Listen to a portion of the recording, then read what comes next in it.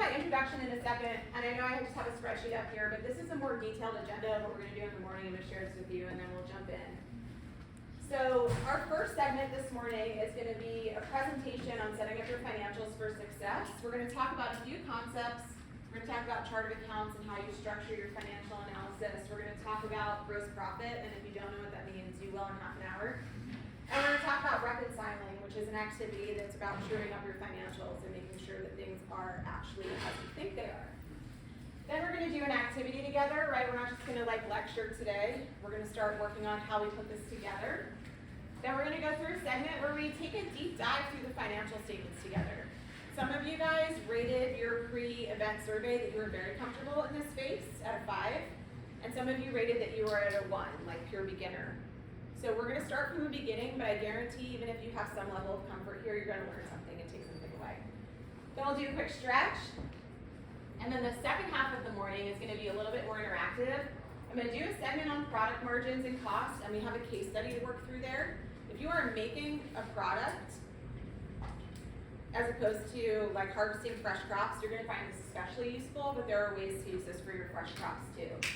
And then we're going to do an activity of your choice depending on your level of depth of finances in your business at your current place. So you might start at the beginning or you might jump ahead. And then we're going to do a 15-minute review at the end of the major points we want to take away from the morning. And then we're going to stop and take a full hour for lunch.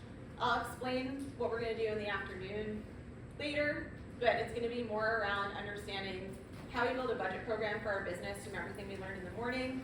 We're going to go through a budgeting activity. We're going to learn about how to get to a place where you can compare your financial performance with that budget, because otherwise in a bubble it's not super useful. And then we're going to talk about how we can process decision making with taking on debt to explore an opportunity, and is it going to be worth it? So I'm going to give you some quick tools to use for high level analysis there also. So with that being said, I'm going to try to find my way back into this presentation. So, as I stated before, I work with Kitchen Table Consultants, so I'm going to do a little bit of an introduction here. I was the very first employee to work with Kitchen Table Consultants when it was a brand new business, so I've had the pleasure of seeing something start very small and grow significantly. We have 25 employees around the country now, and when I first started, it was the 2 original founders and myself. Our goal is to help make farming businesses profitable for good. For good as in forever, and for good as in sustainably. We want to make an impact on the food system that is the good food, as opposed to, the other stuff. We have a sister company called Taste Profit. Taste Profit delivers marketing, planning, and execution services, whereas the Kitchen Table Consultant side is around finance and bookkeeping and strategy, but we have merged, and so we are really under one umbrella now at this point. I've been doing this work, as I said, for 9 years, and these are the types of things that we do. So we work one-on-one with business owners, and we either do that in a direct relationship or through organizations like the Local Food Economies Lab. We do have a full-service bookkeeping team within our organization as well. This is a summary of our values. So when I'm up here talking to you, this is the stuff that drives the way that I speak and the way that I work, where I am really committed to driving as much value as possible. As I said, you're going to leave here with a lot of stuff today. And honesty, total honesty, whether that is well received or not, is generally the way that we work. So we're going to help you understand the problems in your business and work through them. And our senior consultants and principal consultants at KTC, we've all been business owners in the past. So I owned a small urban farm when I lived in Philadelphia. I can tell you all the failures that that we had that didn't go well and how it ended. I'm a partner in Kitchen Table Consultants, so I own a portion of this company as well. I have owned a small, it would be a stretch to call it catering, but a small food preparation business, like similar to how you saw Christina bring this food in this morning. And my original background is in the hospitality business. I owned an event production company, and then I managed in hospitality for a number of years before I left that line of work and decided that I wanted to be closer to the source of food. I managed an urban farm and nonprofit with 14 different programs in Philadelphia for the pure purposes of doing a financial turnaround on that business. So I came in there, I spent 4 years there turning the business around financially, and then I left and joined Kitchen Table Consultants. During that time is also when I owned my urban hydroponic farm with my husband, which is in Morro Bay. I lived down here in San Diego for a couple years, and then I moved up the coast with my family. I think what brings all this work together for me, besides my former business ownership experience, right? Like I grew up in a family business. I watched my dad have to deal with everything that came with that. And then I went back to school and got my master's in business administration because I knew I wanted to be a business owner, and I just wanted to like turn the statistics on small business failure on its head. And then my passion for good food is how I ended up here. Okay, so let's get into it. All right, you kind of went through the agenda. Does everyone have a folder? Yes. Did you guys all get one? So let's grab this packet out of the left-hand side of your folder. The other side of the folder is going to come this afternoon, so you don't have to worry about that one. There's a lot of paper here, so I just want to talk about what's here. If we walk through the first couple of pages, there's a glossary of financial terminology. Hi. Welcome in. So this first chunk of pages here, we may refer to this as we go throughout the day, right? If there's a word that I say, feel free to stop me if we don't know what that means, but we can also look at some definitions in here. As we start to dive into chart of accounts, you'll see the back of, and you can pull this apart if it's going to make it easier for you. 1, 2, 3, 4. The back of page 4 is where we're going to start the chart of accounts work. So it might help to just kind of tuck that aside so that when you get there, you have it. And then we're going to walk through some examples, and we're going to go through this packet together from the front to the back. The only other thing that I want to point out about this packet is if you flip to the back, and you kind of thumb through it a little bit, you'll see our slide deck is the last chunk. So if you want to follow along and make notes or whatever, and you want to rip this off, like go for it. Because we're going to need to use these papers, maybe while you're looking at these papers. So feel free to pull apart if you want to, but if you really like things to stay stapled, I understand that too. And these are all the documents that will continue to be available to you after today as well. And I will say for the case study, there's an answer key handout that I held back on purpose, and I will give it to you later. Okay, so I think we all know farming and food businesses as well are like a labor of love. And sometimes it's like a lifestyle choice. But if we want to be able to continue to work on the things that we love, we need to make space to work on the business. I'm sure you guys have heard this phrase before, like, do you work on your business or do you work in your business? And this is the part where we're going to talk about how to work on your business.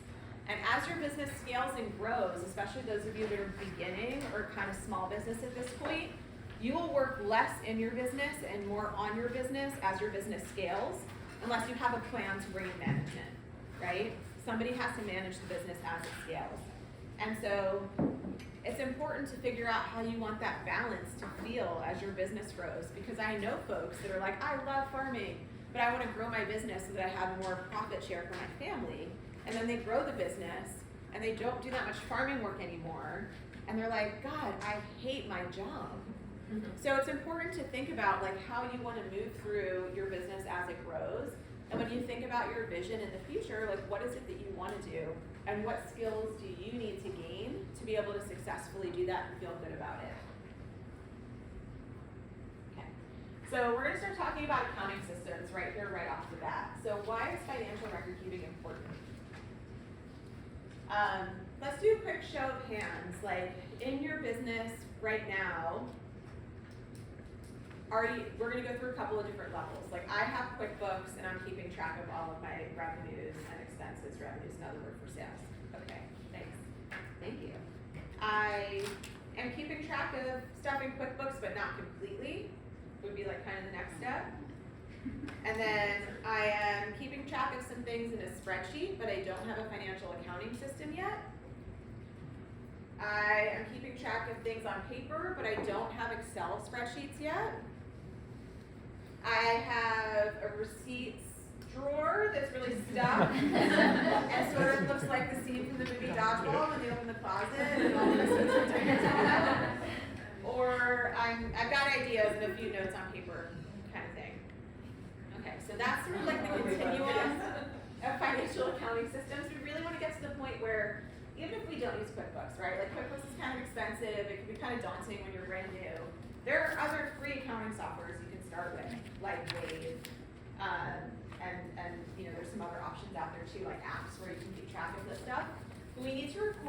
sales activities of our business. If we can record the sales activities of our business, then we understand, have my invoices been paid? Where's my cash is a question I hear a lot. Like, business is flowing, where's the cash? You won't know unless you're recording your invoices and what's paid and what's not. Tracking your cash flow, again, it's like the where's my cash question. Recording expenses, right? We need to record the expenses from our business. If you're in that first stage, and you've not separated your banking from your personal banking, that is immediately the first thing on your homework list. Creating an additional bank account for business activities. Yes, you will probably transfer your personal funds into that account, but you will have a record of your investment in the business over time. And sometimes when we're getting off the ground, especially like building a vineyard, building a new agritourism space, like these take a long time, and you want to keep track of what you've put in over time, and it will benefit you at tax time as well. So knowing your costs, knowing the value of what you've invested over time, and then recording all of those banking and credit card activities, right? You want a separate credit card for your business too. Forecasting where you're going to land at the end of the year, knowing when you need to borrow before you hit the wall, right? No one wants to loan you money if you've already hit the wall. You need to be a financial quarter ahead of your need. You need to be 12 to 14 weeks ahead of your cash need if you want anyone to loan you money. Which I know sounds like this round robin of insanity, but that's the way that it works. Planning for next year, asking yourself if you can afford this purchase. Did I deposit that payment? What happened to that money that person gave me? Oh my God, right? Like, I'm not in a position to be losing hold of my cash. I need to know what's going on. So these are the reasons, the fundamental reasons we want to do the work. Okay, and then just thinking about financial hygiene, right? We're going to start getting into concepts here pretty soon, but what are some of the practices that I need to be standardized into my business? And these couple of slides in the beginning here, like, I'm trying to feed you some stuff that hopefully you can connect with about why you want to do this work and why it's important. But these are the practices that we want to dial in on a regular basis. Imagine how much clarity and power you would have in your own business and your own destiny if you could pull this up, right? Every week, we want to record our sales receipts and our invoices. Every week, we want to record and categorize our expenses, right? Let's say your business is in a cadence of like, I only do one pop-up event a month. Well, great, make it monthly until it's more frequently, but don't let it slide. We want to understand what labor are we using versus what labor did we project we were going to use.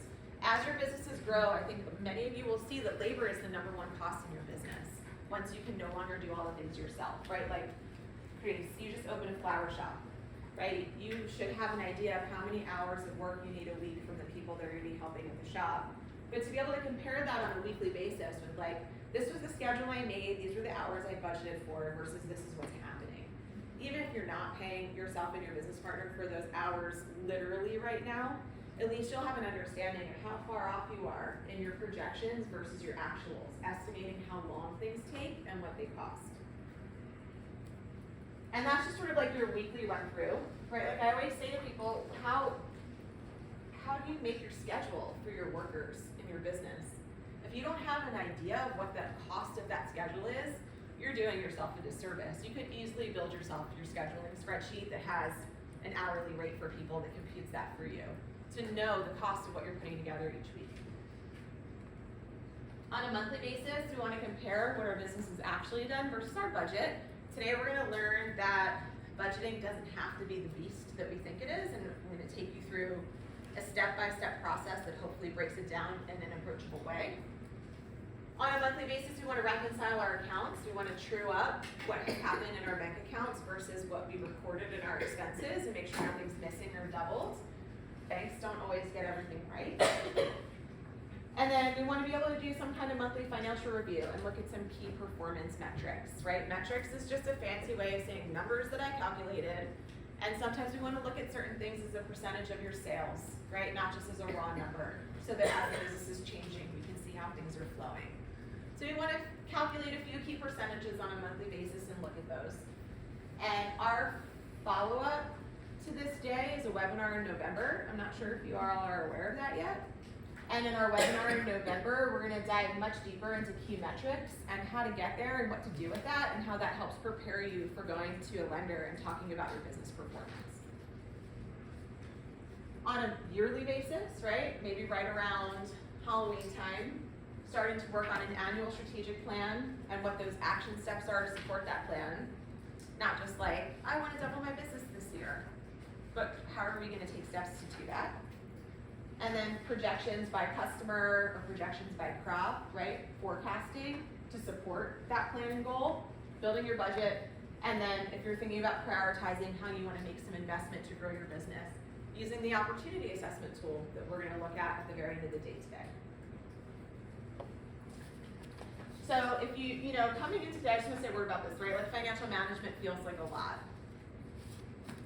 Coming from a place of being like a business generalist, right? I have financial training, marketing training, and operations training. Every business has 3 pillars that it stands on, right? It's like a little triangle.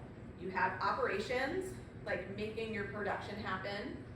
You have marketing, which is like how you engage with your target audience and those that you're speaking to about your company and your brand to like come through the purchase funnel and finalize an action of purchase. And then the third piece is the finance pillar. If we don't understand our financial performance, our cash performance, and how we're planning financially to get to the next place in our operations and marketing, it all falls apart, right? It's a 3-legged stool. So today we're really focusing on just the finance pillar. But if you can integrate this kind of a routine and plan into your business where you have weekly, monthly, and annual finance activities, you will tread water in the finance pillar of your business and your stool will stay up. So this is, I think, the basic things that when our business is operational and we've reached a scale where we're doing regular business as opposed to conceptualizing the business, we really want to be doing these things, even at a simple level. Okay, so Peter Drucker's like a kind of management professor and author that you hear a lot about in business school, but this quote, what gets measured gets managed, holds true.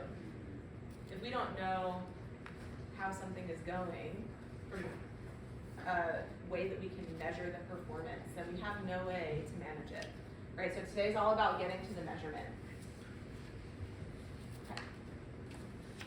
So today we are going to start talking about chart of accounts, what it is and why it matters. I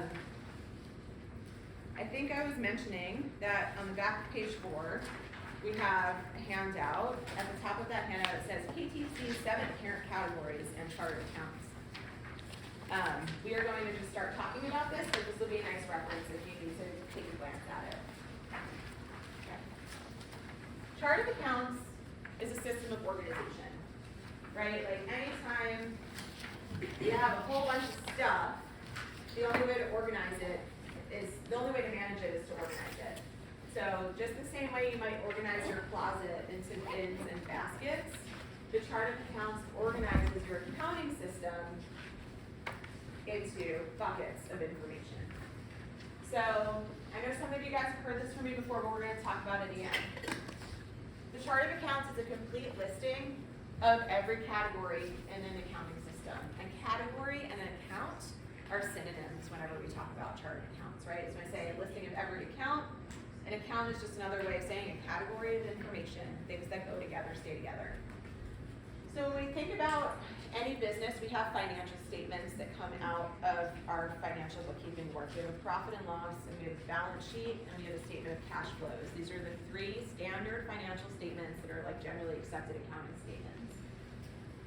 The profit and loss statement can also be called the income statement. They mean exactly the same thing. So we have different types of accounts. We have the accounts that build our profit and loss statement, and we have the accounts that build our balance sheet statement. So profit and loss statement is built by all of our income and expense accounts. Our balance sheet statement is built by asset, liability, and equity accounts. And feel free to look at the glossary too, but some of the things that we want to just recognize is that I think everyone's familiar with income and expenses, right? Income is sales and expenses is like you go out and buy the thing to make the sales. Balance sheet's a little bit more of a confusing concept. The assets are everything that we own, the liabilities are everything that we owe, and the equity is everything we've invested in the business. right? So if you go and you invest $10,000 of your own money to plant grapes, well, that's not really income for the business. You're just investing in it, right? That's gonna be equity. Or if you go and you buy grapevines that have a life expectancy of 40 years, well, that's not really an expense, that's an investment in the value of the business, and it's gonna be an asset because it's gonna own this 40-year grapevine that's gonna keep giving over time. So there's a bit of a difference, right? The income and expenses are what's occurring now in the business, and then I think you can kind of tell the difference between like assets, like buying a property, buying a truck, these kinds of things, and then the liability or the debts that balance those assets, right? If you're gonna buy an asset, how are you gonna pay for it? Just shout it out. Credit card. Credit card, debt. What's another way you might pay for it? Cash, equity, right? So you're gonna put your cash in the business and buy it, that's equity. The equity is gonna balance with a new asset because the balance sheet has to balance, right? We have assets on one side and liability and equity on the other. Every asset that you buy has to be equally balanced by either debt or equity investment, right? You can't buy a $40,000 truck without $40,000 of debt and equity to buy that truck. But my mom gave me $10,000 of money. Well, that's so nice of her. That's still equity, right? She's investing in your business. Then once we kind of get past these financial statements, I just want you to understand there's this like revolving wheel of items around the chart of accounts. It builds our profit and loss. It builds our balance sheet. There's two separate lists of accounts, categories for both of those statements. Will grants count as equity too, or? So that's a very interesting question because grants are a little bit different. Usually grants count as income because you don't have to pay them back. And usually they're offset by a specific set of expenses, right? Like I apply for a grant allows me to buy this thing. So, or grant allows me to pay for marketing services over a period of time. So most often when you receive grant funds, they do end up in an income category specifically for grants and are offset by the corresponding expenses over time. There's more complexity there because multi-year grants require certain moving around of money from one year to the next, etc. That's definitely like the next level of the concept. But yeah, grants are different than investment. Good question. And I encourage questions as we go, by the way. I just kind of enjoy a conversational style with a room like this, so feel free to just throw up your hand or shout it out. But once you have the profit and loss, then you can build a budget, because your profit and loss becomes the template for your budget, this income statement. If these two things are not in the same format, how are you gonna compare them? That's gonna become pretty challenging. So once we get our chart of accounts set, we wanna stick to it and use it for everything. So then once we have an annual budget, we can move on to projecting by month. Once we have a balance sheet, we can then look at what are all the loans we have and build out this debt schedule. The debt schedule is a spreadsheet of all the loans you have, what the payment terms are and when they're due, and you build out the whole schedule until the end of the loan. And then you stack up all of your loans and you can see every month, what do I owe and how is that changing? We can't inform cash flow just from our income and expenses. Because technically, when you pay off the principal of your loan, that's not an expense, right? You're messing with the balance sheet then. So we need to draw the line that connects the profit and loss to the balance sheet in order to get to cash. And that's a big chunk of what we're gonna be exploring and unpacking today, is how all these things work together to paint the whole picture. I have a question about the asset. Like you gave the example of a truck, if you bought a truck. What if you crashed it? That means that it would just make it go down, right? The value there? Yeah, so that's another sort of like interesting exception to some like normal parameters, right? Because you probably still have the loan that you have to pay back. Yeah. So the asset value may have gone down, but the liability is probably not changing. So there's some accounting that has to happen there, but yeah, I mean conceptually it sounds like you understand that that's gonna change your asset base. Yeah. And then you're probably gonna need to replace it. Mm. If you were just renting a truck, like leasing a truck month to month without buying it, that would just be an expense of the business, right? An ongoing operating expense. Okay, so the basic theory is that when we look at all of the expenses in our business, so we're back to the profit and loss here, all of the expenses in our business, most of the time when I see people start exploring what are the expenses of their business. I end up seeing like a very long kind of grocery list style of expenses, right? And I see 40 lines, 50 lines, 100 lines, right? All the different types of expenses. And then some amounts that might be really small, like $7 or $75, and then there's some big ones, right? As a human being, it is very challenging for our brains to process any kind of outcome from like a list of 75 numbers, right? It's like, what is happening here? It's too much to sort, it's overwhelming, it's hard to draw conclusions.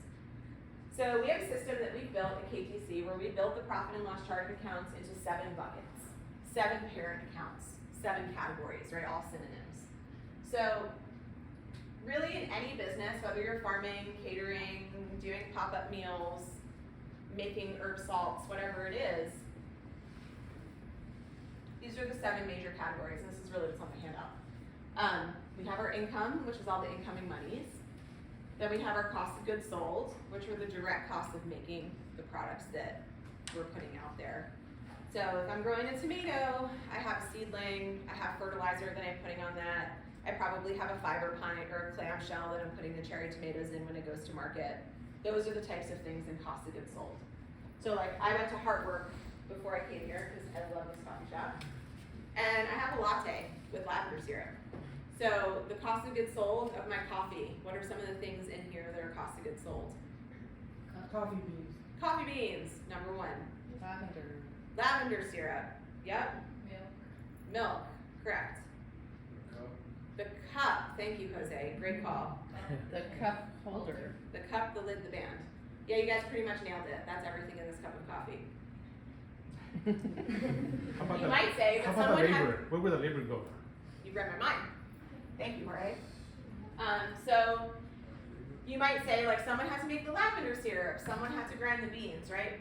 Usually what we see is direct labor as its own separate category. So if you think about how you process payroll, it's all gonna go into one bucket. If you wanna get into like next level bookkeeping, where you have a really strong understanding of like all of the direct labor that goes into cost of goods sold, you could separate your labor into like management labor and back of house labor versus like direct field labor or front of house labor, and have these 2 buckets and put the direct labor and the front of house labor in cost of goods sold.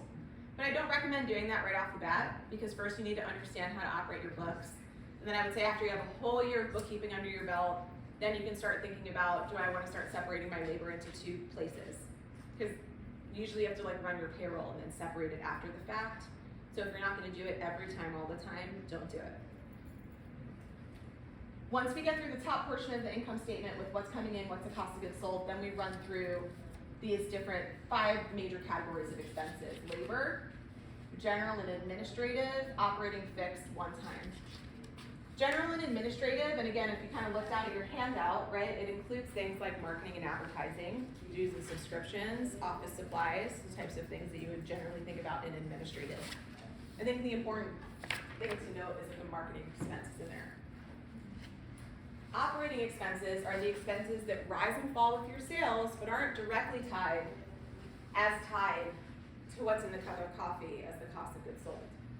So as you sell more coffee, you might have more expenses of like fuel and refrigeration and delivery fees for all the things that come in, or cash register paper because you're printing more receipts, right? Stuff like that that can't be as directly measured is going to land in the operating expenses. Repairs and maintenance of your equipment, small tools.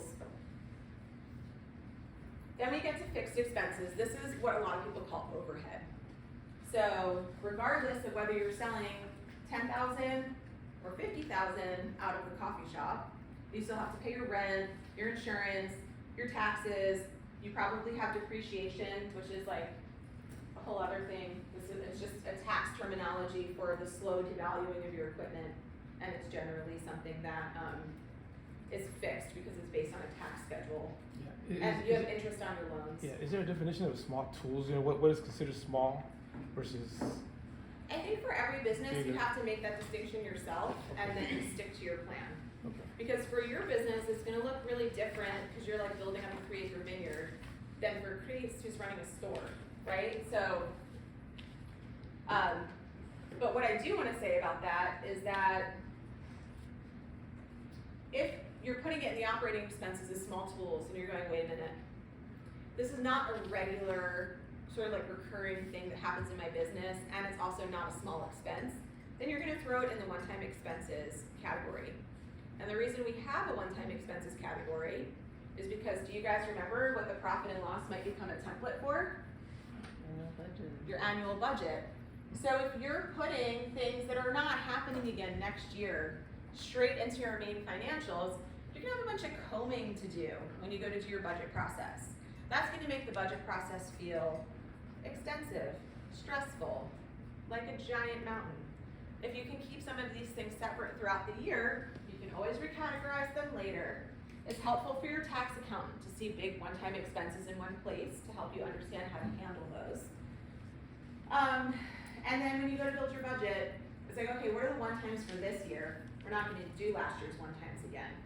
Yeah, a question kind of came in because I'm trying to figure out whether to treat something as an expense, to the tax purposes, versus, like if you got to depreciate it. That's what I'm trying to find like a definition for that. Yeah, Yeah. so I'm not a tax accountant, and I would recommend that you ask a tax Okay. person about that, but generally, if it's under $1,000, I would probably put it in operating expenses or have a category of one-time expenses that might be like small purchases and then big purchases, if you can have subcategories underneath these. Okay. So you have to ask your tax accountant though, because the way you want to depreciate is generally relative to the profits that you're showing. So it's like a big picture question, and I am definitely not a CPA. I have two questions. Yeah. One, for the one-time expenses, like, for some things it feels like we're like always building, so. You're in like, that stage. We're not, so like we're building a farm stand, but we're not gonna build it again. But we'll for sure just keep buying wood, cause we for some reason just keep building things. Yeah. So like, is that a one-time expense, or is that an operating expense? I mean, if I were in your position, so here's the thing about this, which is fun, is that there's not hard and fast rules. This is a system that we developed at KTC to make it easier for all of us to do this work. So you have to set your own rules, and the most important thing about setting your own rules is going to be sticking to them. Awesome, you guys are with me. All right, so if I was in your position, what I'd probably do is create a sub-account under one-time expenses that was like farm stand built out, and I would put those lumber purchases and stuff in there for now. And then if I'm just like on an ongoing basis, just buying general lumber for farm small repair, I would probably put that stuff in my repairs and maintenance subcategory and operating expenses. I know that was like a quick mouthful. Are we good? No, I got that. And then Okay. the second question for labor, like we are both owners, so we don't have, it's not like we're paying ourselves a paycheck or anything, but we want to be able to account for labor, but we're not, there's like in our QuickBooks, there's no money being taken out on a regular basis or 100%. anything like that, so where is that labor? This is such an important conversation for everyone in this room, because I guarantee all of you guys are putting a ton of sweat equity into your business. What I recommend is maybe a similar system that cooperatives would use, where they track their time, but they don't put it in QuickBooks. So like if you think about like vesting in your business, so you and your business partner could create a spreadsheet or something where every week you just like track your time, and maybe you want to split it into two buckets, like farm management on the business and like in the field in the business, right? Like field and sales would be in the business, or like doing maintenance, right? But working on marketing and growing the business and finance would be that on the business stuff. And then, you want to review that over periods of time. Where is this fair and balanced? How do we want to pay ourselves for this? If I exported my financials from QuickBooks and into Excel and I inserted a row and I put in an estimated value of our labor, like just to understand, like God forbid somebody got sick or had to go take care of a family member, how would we pay someone to do this? Does our business exist? Can it float if we have to pay labor? And I will tell you guys that all of the young families in the room as well, like I've worked with plenty of farmers where woman-owned business, one-woman show, gonna expand family, need to bring in help on the farm for that period of time, but there's no room in the business to pay the labor.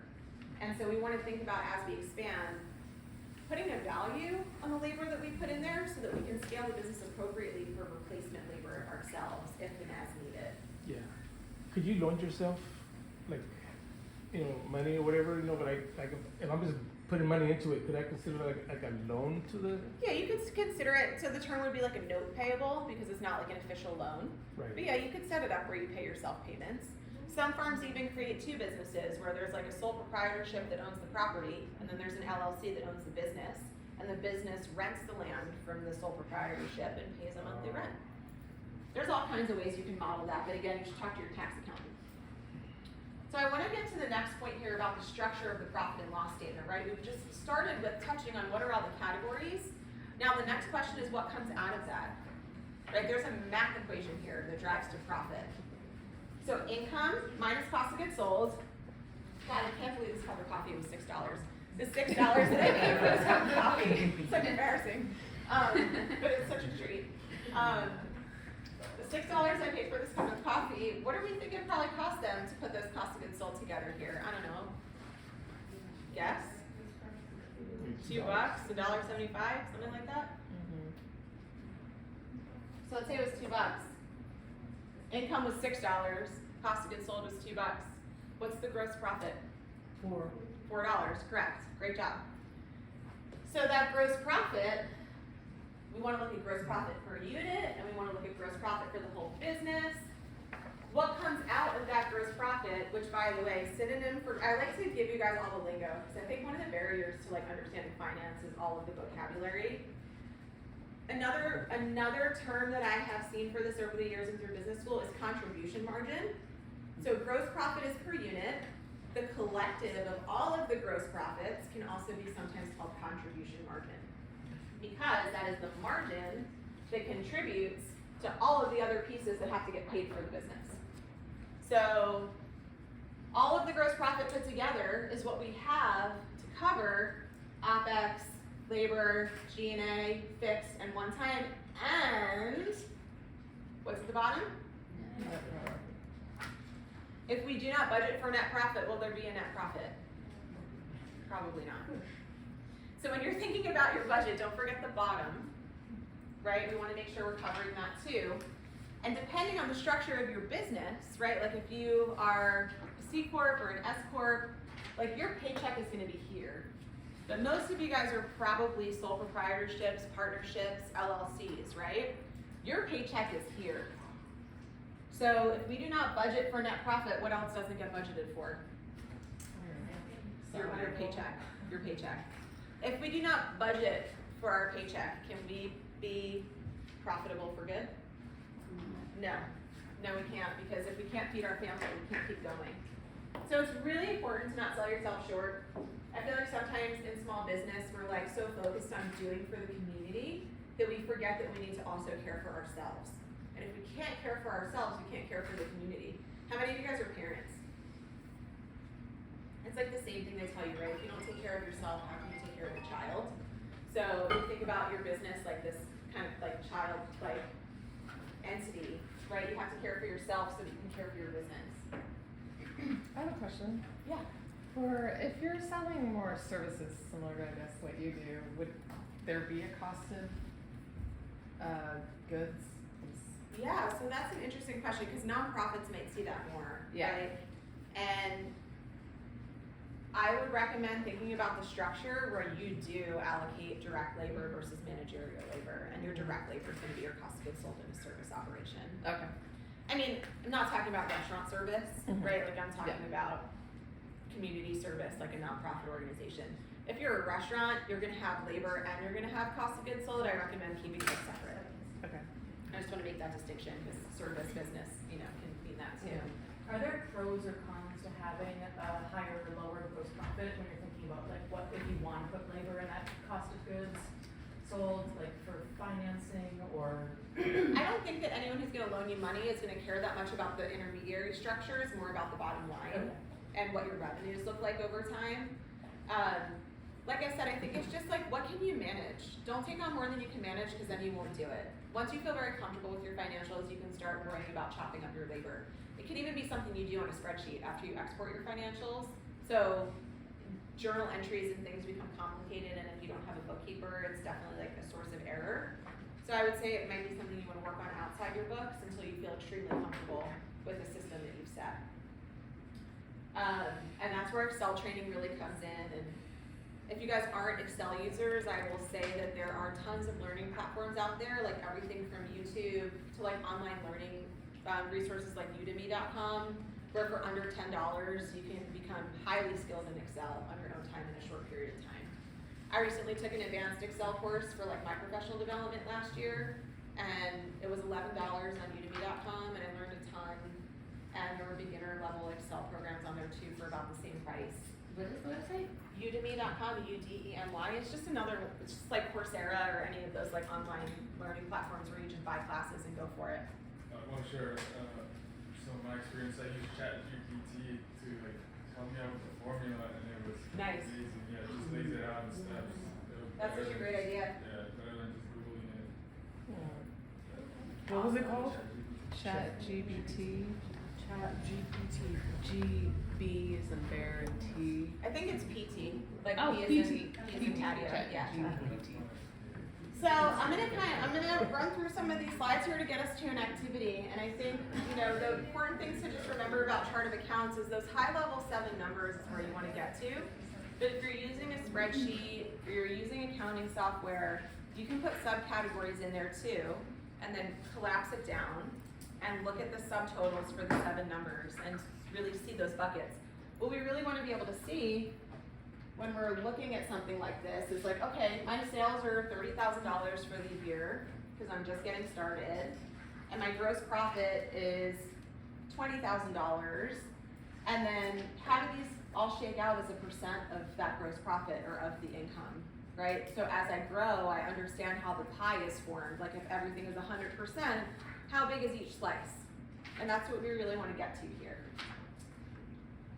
Subcategories can just help add clarity to this, because then let's say like, oh, my general and administrative expenses were 5% of my sales last quarter, and this quarter they were 20% of my sales. Why is that? You want to be able to go look at the detail fairly easily, but maybe you're like, oh yeah, I ran a marketing program and I invested in that for the future or what have you.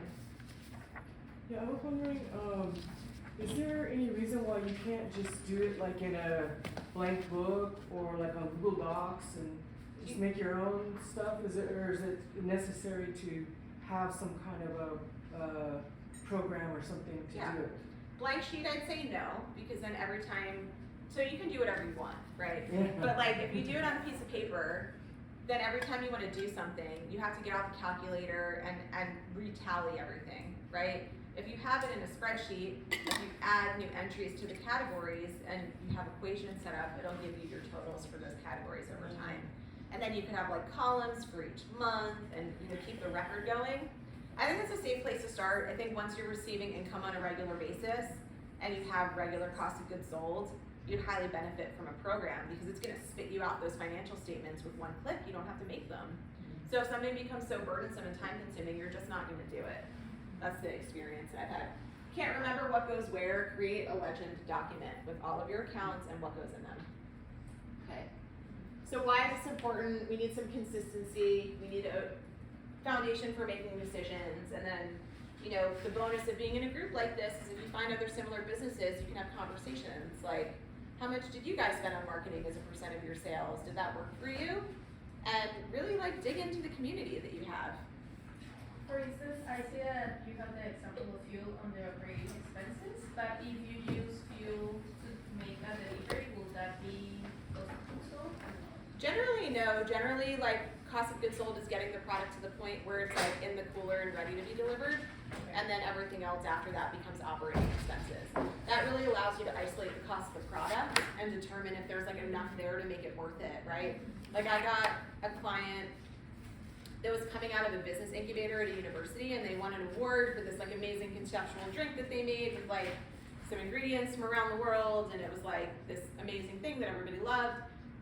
And they're like, yeah, how can we scale this? And I'm looking at their information, and their gross margin, their gross profit was 2%. So if they're charging $1 for a drink, that means 2 cents is being contributed to that contribution margin. I'm this business model is not viable. You either need to find new sourcing for the drink so you can make it less expensive, or you need to look at a different price point, but there's no way you can distribute a product on 2%. So, you want to be able to see that product margin. Is there like a sweet spot in terms of like profit margin? There is. So it really kind of depends on, so gross profit is the number, right? We have $4. Gross margin is the percent, right? So this is like a 33.3% gross margin on the coffee. So, yeah, I mean, it depends on your channels, right? Like if you're going direct to consumer versus like needing another layer of margin to peel away to sell to somebody that's gonna sell to someone else, right? Like if your salts are gonna go through a broker into a retail shop, you've gotta pay the broker 5%. And then like the department manager at, what's that fancy grocery store you guys have around here? Lazy Acres. The department manager at Lazy Acres needs a 40% profit margin on his seasonings category. So if it's a $10 spice, he's only gonna pay $6 for it. And then if you need to sell it to him for $6 versus the 10 you would get at the farmer's market, right, your cost of goods sold probably needs to be somewhere between $3 and $4, you know, at the most. So thinking about the layers, it really depends on like how you're getting it into the market.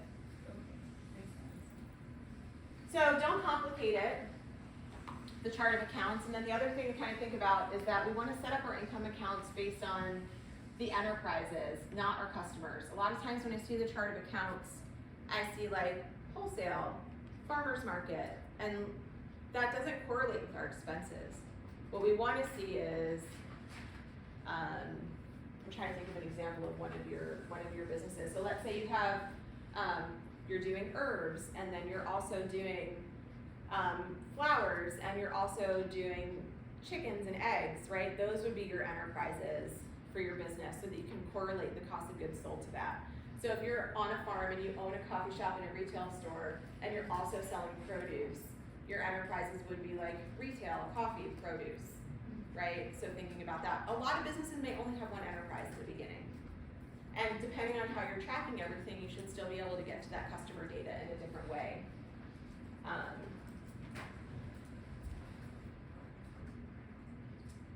So cost of goods sold are important in understanding where they're gonna keep or drop something, right? And we just explained this a little bit. The income minus cost of goods sold is the gross profit. When we look at it as a percentage of the income, it's the gross margin. So I have one question about the enterprise thing. For example, like farmers, their enterprise would be vegetables, or is it individual crops? That's a good question. Generally, we don't do individual crops unless they're like the type of farm that just grows food crops. Okay. Generally, we're talking about businesses with the scale of those that are in this room. We're doing a lot of different things. So usually, when I work with a farm, I generally see enterprises like annual crops, tree crops, right? Because you're gonna treat those differently in your labor and your application of materials. Or I might also see events and workshops, or agritourism type of stuff. So sometimes it's simpler, sometimes it's more complicated. Or maybe like, can you also divide it by farmer's market and CSA or So I think that's tough to do because they share all the cost of goods sold, right? And if you really want to see that separation in your chart of accounts until you become more advanced in your bookkeeping, what I would recommend is having an income that's like produce channels, right? So you have that parent roll up, and then you can see farmers market, CSA, et cetera, underneath. If you're using a system like QuickBooks, when you set up your customers, right, you can have farmers markets as a parent customer, and like Little Italy and whatever is your sub customers, and then you can have CSA as a customer, and all of your individual members as sub customers, so that you can also do a sales by customer report that would just spit that out for you, and you wouldn't need it in your P&L. But if you want it there, you can have it there. But I recommend having at least like one thing that's gonna roll up all the produce together because it's sharing all those inputs.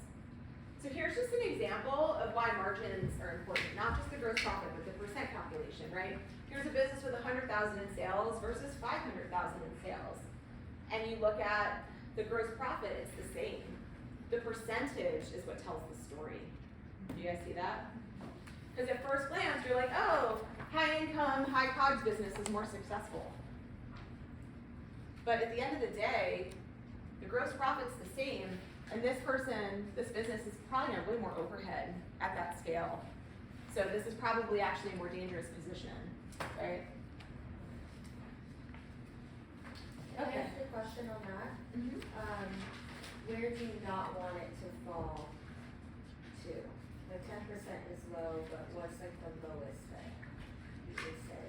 I think it varies by business model, and I think service businesses have a little bit more flexibility, and like, there's so much that depends. Like, is this your lifestyle business? Is it just you? Do you have to make payroll? You know, I can tell you ranges of what I generally see, but I don't think there's like a right or wrong. I think it's more just about understanding as your business scales, is that percent gonna be enough coverage for everything below? But I would say generally speaking, in farms, like, again, it depends where they have the labor, but cost of goods sold on a farm are generally very small, like 5, 6, 7% if you're not looking at labor. It's fertilizer and amendments, and it's seedlings or seeds. When I'm thinking about a business like the salt making or making meals, I generally see cost of goods sold in products and like in food products. I will tell you, every time I see it, I don't think it's big enough.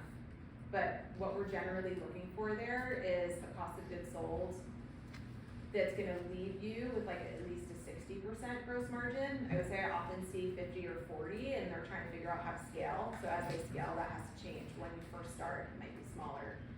But I think it's important to set up pricing and margins that allow for growth, you know? Cause I'll see someone like Daniela who's like making the salts, and they're going to the farmer's market, and it's all good.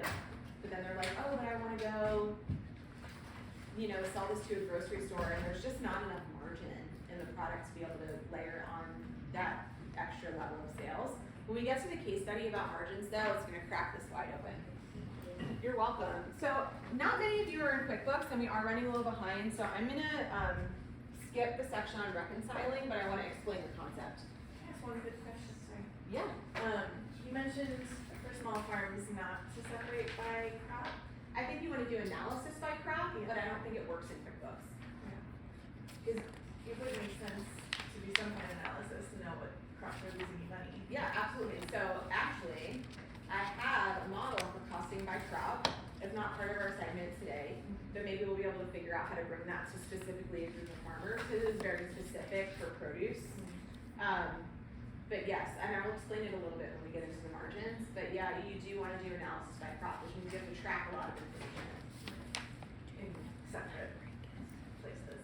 Yeah, or Not just the like, same. or just in a spreadsheet that has a place for you to track that, but yeah, you have to do some time studies, right, to be able to understand, because so much of it is time. So reconciliation is just a fancy way of saying at the end of the month, we need to check our bank statements and make sure that the income we thought we deposited was actually deposited, and the expenses that we thought we spent were actually the same expenses as the bank reported, and that nothing was doubled or not included. And so every account we have, if we have 2 bank accounts and 3 credit cards and a line of credit, we have to reconcile every one of those at the end of the month. So this is just, you know, if you're gonna do it in QuickBooks, you gotta categorize all your transactions every week, and at the end of the month, check in. If you're not using QuickBooks, you still need to review your bank statements and your credit card statements. This is important, because this is where big mistakes happen. And if you do get caught up in a big mistake with a financial institution, if you wait to address it, you are not going to win that argument. So in small business, often we're dealing with smaller sums of money that are extremely significant to us, but not very significant to the bank. And so we wanna make sure that we're catching mistakes in good timing, and end of month is the time to reconcile. And I always say by the 10th of the following month. So like right now, we're at the end of August, you should reconcile your August books by September 10th. Close out the month, check against your budget, move on, right? Because if you're still like comparing, and then October comes, well, you haven't done August, now you have to do September too. And it's a slippery slope of never getting your financials done, because then it starts to feel like you're drowning. So discipline is really important in setting a time. Reconciling is about cleaning. You are cleaning your financials the same way that you clean your teeth, right? You clean your teeth every day, you clean your financials once a month. This allows us to course correct, hold people accountable, and check against our profit and loss. Okay, so we're a little behind, but we still want to do the activity, which I think is great. So as we walk through the packet, the next page after the KPC 7 parent categories is reconciliation troubleshooting. If you're using QuickBooks, this will be helpful to you. Otherwise, just save it for the future. Then if we turn to the back, we start our KTC sample account list. I'll pull this up for you. Okay. So what you're seeing on the screen here is that page, right? And this is a list of every account in your chart of accounts for your profit and loss. This is what we call our farm and food vitality chart of accounts. I created this years ago as a template for anyone that needs to build their chart of accounts. So if I just handed this to you, you'd be like, what is this? So we took some time to explain chart of accounts and why it's important. And the type, these are all the different types. So we talked about cost of goods sold, and then we moved to expenses. Expenses are those 5 categories under the gross margin line. OpEx, general administrative, labor, fixed and one time. Right, and we see those parent categories and then all the subcategories you could have within. If you're building your chart of accounts for the first time, you do not need all of these. You only need to cherry pick the ones that apply to your business. And if you're like, oh, but I have something that feels like a little bit more detailed than this, then create a grandchild level account, but you should really be able to fit everything you're doing into these accounts. And so we created this for you guys to have in the tool and a template. And then we're gonna get into the balance sheet here shortly, where we like do a walkthrough, but the balance sheet accounts are here for you too. So asset accounts, liability accounts, equity accounts. And then this is where we wanna go next. So if you pass those pages and you get to the one with the blue stripe,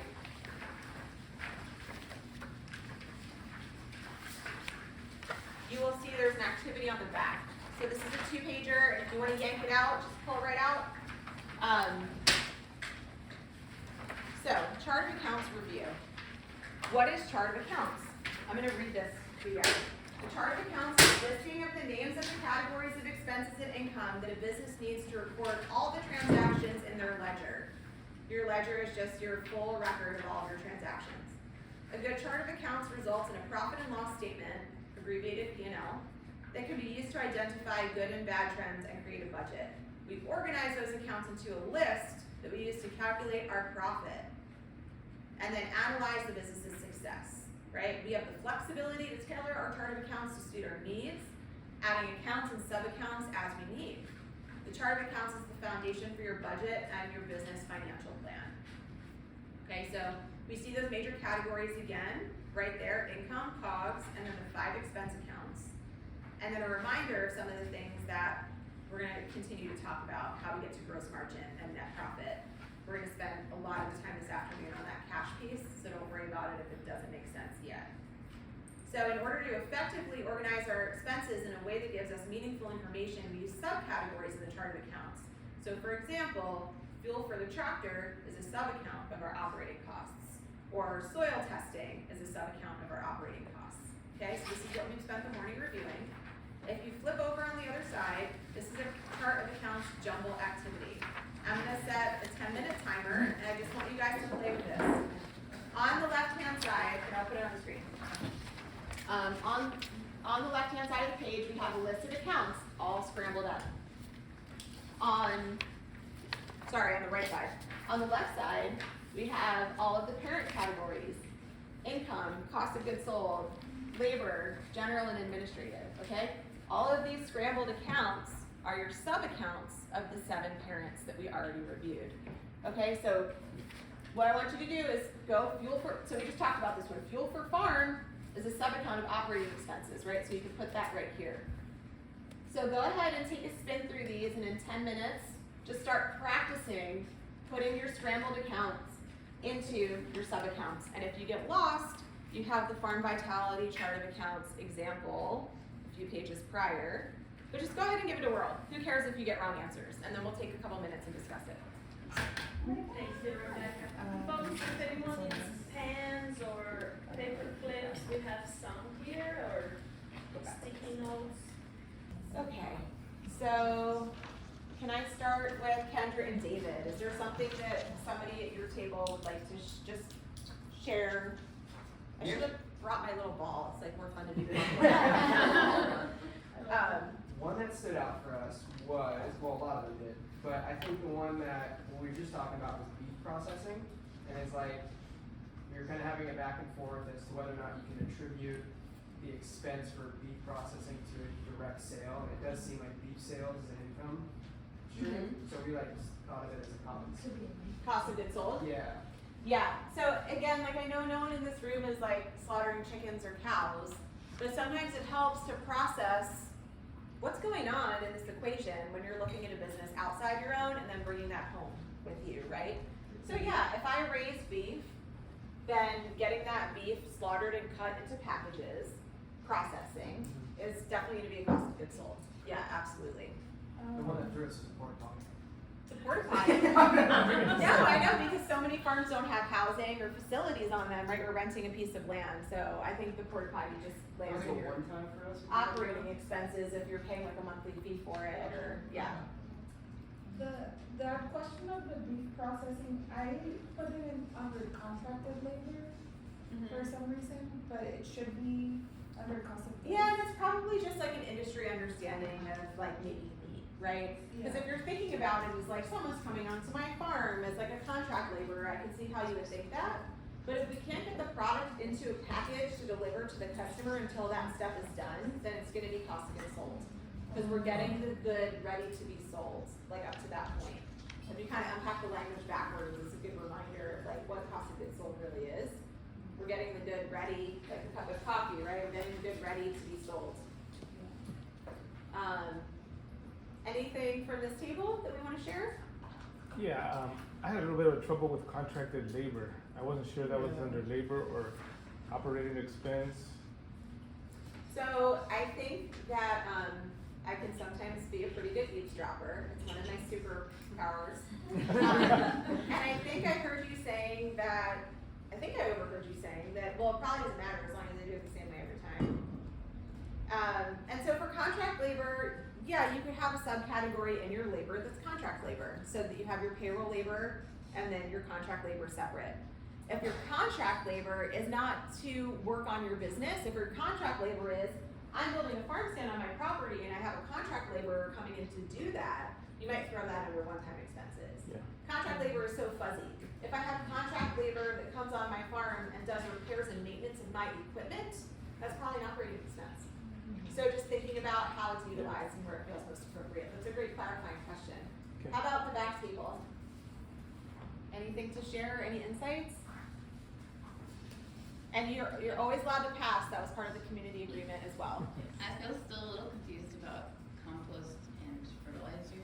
Yeah, I think it's confusing too, and I do this for a living. So, don't beat yourself up. I think in a lot of cases when we're talking about farming produce, the compost and fertilizer is gonna land in cost of goods sold because you have to apply it to get the crop to grow. If you're like, you know, I can see how if you're on a new piece of property and you're doing like the beginning land readiness to even grow crops, like initial fertility, that could be a one-time expense, right? And I could also see how it can be confusing in cost of goods sold because usually when you buy fertilizer and compost, you're buying in bulk, and that's your inventory over a period of time. Now, not to get too confusing here, but if we're holding inventory, cost of goods sold has the word sold in it, right? The things that we are selling. If it's a cost of our inventory, it's all the same stuff, right? But we need to periodically adjust our cost of goods sold when we're holding large amounts of inventory. And the seesaw with that is it cost of goods sold or is it an asset? Well, if it's in the time period, like let's say we look at the year as like 4 quarters, right? If it's in the quarter that we're selling the goods, then it's cost of goods sold. If it's the compost for Q4, but we're only in Q3 right now, we're gonna wanna move that into our asset account until the quarter where we're using it, right? So there are some, this is like level 3 stuff. We're in level 1 right now. This is level 3. Level 2 is like separating the labor. Level 3 is like getting into inventory management. So it takes a couple of years to build all these practices in. So it's not tomorrow. But if I bought $10,000 worth of compost for the year, and I'm gonna use $2,500 of it each quarter, when I buy that compost, I might stick it on my balance sheet in the assets. And then each quarter pull $2,500 into my cost of goods sold, reducing the asset value as I use it. That's a complicated process, and we don't generally start out that way. Generally, we start out, the compost is cost of goods sold, it's cash out the door. It's December 31st. Do I have 10% of my compost left? 50% of my compost left? Because then at the end of the year, making one adjustment and then using that compost next year will be important for our year-end analysis. But doing inventory on a regular basis on a farm with inputs like that is very challenging. So I would say focus on a year-end adjustment.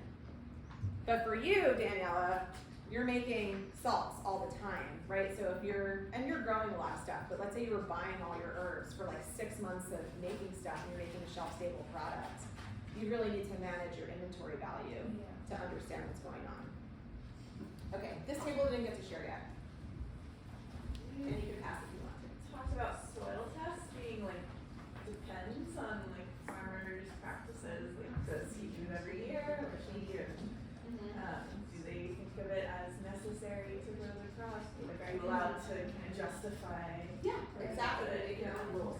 So if you're like soil testing on a regular basis for some reason, because you need to do that because of where your property is or whatever, it might end up in cost of goods sold. Like if you think about how dairy makers have to milk test every batch, but if you're just like once a year let's run a soil test, it's probably gonna be your operating expenses. Yeah. Okay, so we are gonna move on from chart of accounts. We spent a lot of time here. There's a lot to think about. And the way that chart of accounts gets utilized in our business is through the reports, like through looking at the profit and loss and looking at the balance sheet. And maybe not everyone in this room has a lot of experience with that, so I want to make sure we look at that before we move on to a deep dive in margins. Okay, here we go.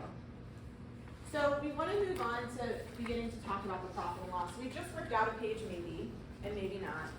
And then we can move on to the next few pages, which are samples of profit and loss accounts. The first one is an example for a small food manufacturer, which would be similar to like the seasoning salts or the meals, right?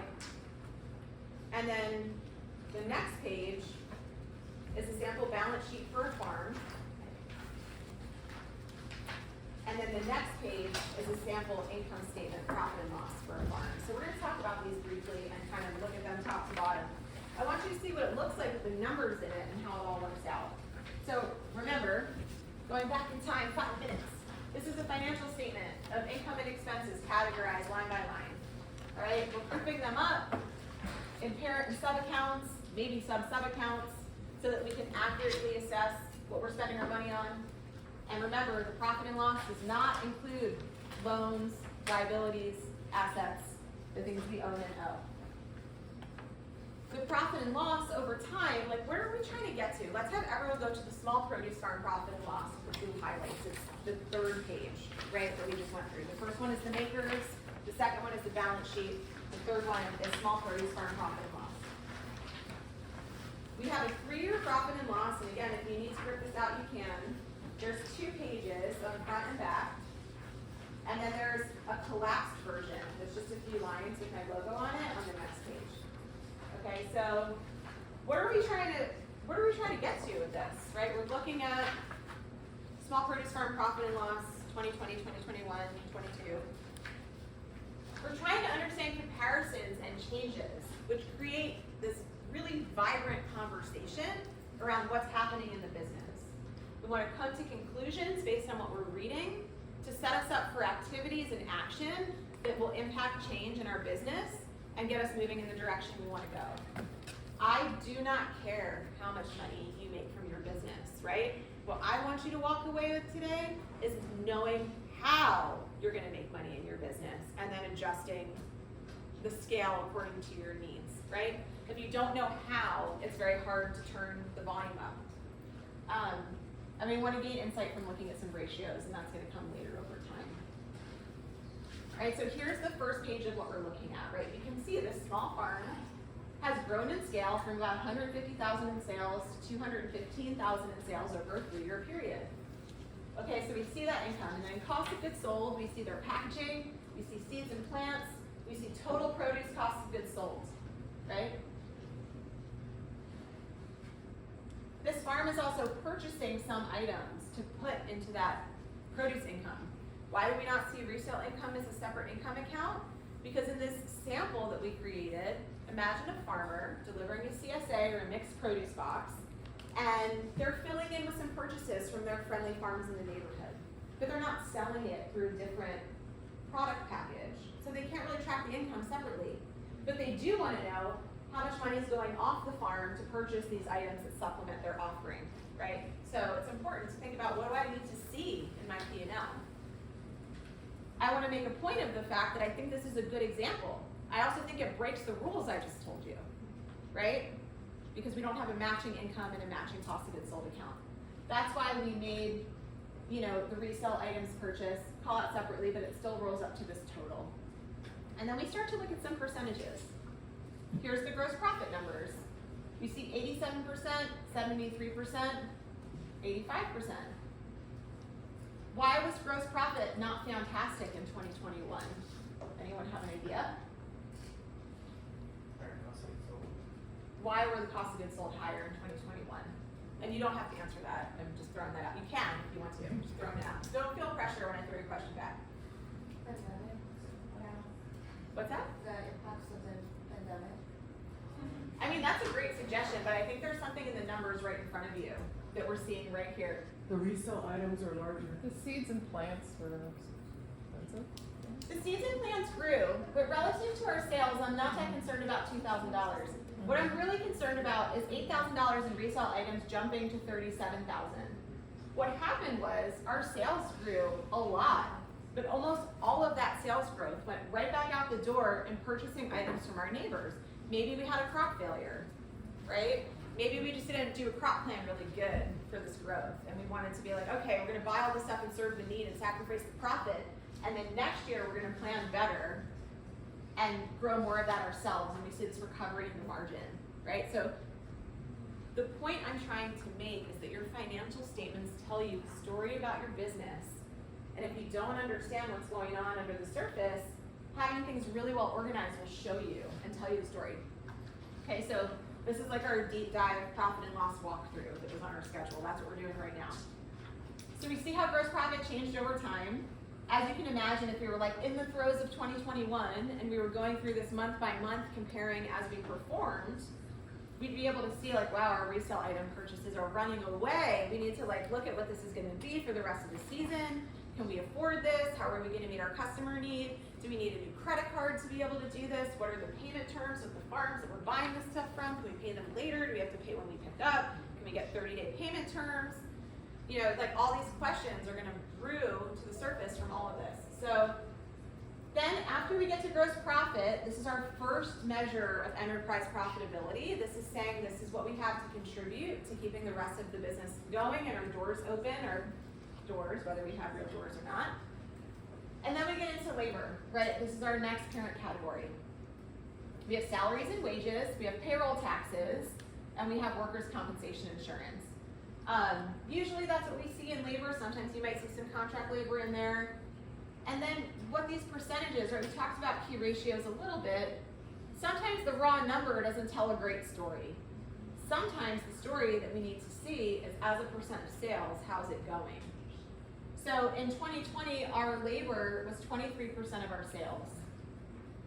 By the time we got to the end of 2021, and this story is also telling me that either we had like a lot of activity going on labor-wise in what our sales situation was, or we had a massive crop failure and we put a ton of energy into growing all these crops to grow the business. We sold a whole bunch of CSA shares that we have to deliver. We didn't want to short all of our customers because we had so many new members, right? I know there's this theory of CSA that we like rise and fall with the farmer, but if it's too dramatic, people will leave, right? So they sacrificed profit to buy in crop, to fulfill the customer promise, keep the customers over time. And then we start to see a recovery of some of these metrics in the following year, right? When there's, you know, hopefully performing better. We keep going down the profit and loss. And again, I know this is a lot to see on the screen. It's in front of you as well. This is the bottom section on that first page. Operating expenses, right? And again, this is the case that I'm making for the roll-up. I feel like I need a pointer. My arms are too short. Okay, so if you look at this whole section here, right, these are all the operating expenses. And we talk about like the human brain's ability to process numbers. Look how long this profit and loss is. Page 1, page 2, page 3, yeah. So when we talk about operating expenses, we want to look here first. How's how's this going? Is a percent of sales, 36% of sales and operating expenses. Wow, that is not sustainable. Think about a whole third of your income pie just going to OpEx. And then 26% and then 18%. A lot of times when we scale up, we do see some efficiency in operating expenses. So this is actually going really well for them. They're able to spread these costs over a lot more sales. A lot of times you do see operating expenses go up when a business grows, but it looks like in this business's case, it was about gaining control. Right, and then we go on to the next section, general and administrative. For farms, I do generally see this bucket fairly small, 3%, 5%. With food brands and folks that have to do a lot more like off-the-shelf marketing, you might see just the marketing expense piece at 5 to 7%. If you're paying a broker, just the broker is 5%, plus your marketing campaigns, so maybe 8, 9, 10% for a growing brand. Are those percentages the total of the expense, so 36% of all the expenses? 36% of the sales. Oh, of the sales. Mm-hmm. Good question, thank you. So we see all the kinds of expenses that go into general and administrative, right? They're, maybe buying some pizza for the team, they're paying dues to their membership organizations, they're buying some office supplies, but a lot of times for farms, like this category can be especially small. And then we start to get into fixed, right? We have insurance, we have taxes, licenses, utilities, and due to like the nature of a fixed type of expense, we see some real consistency here. And then let's go to the bottom section. So we see the one-time expenses.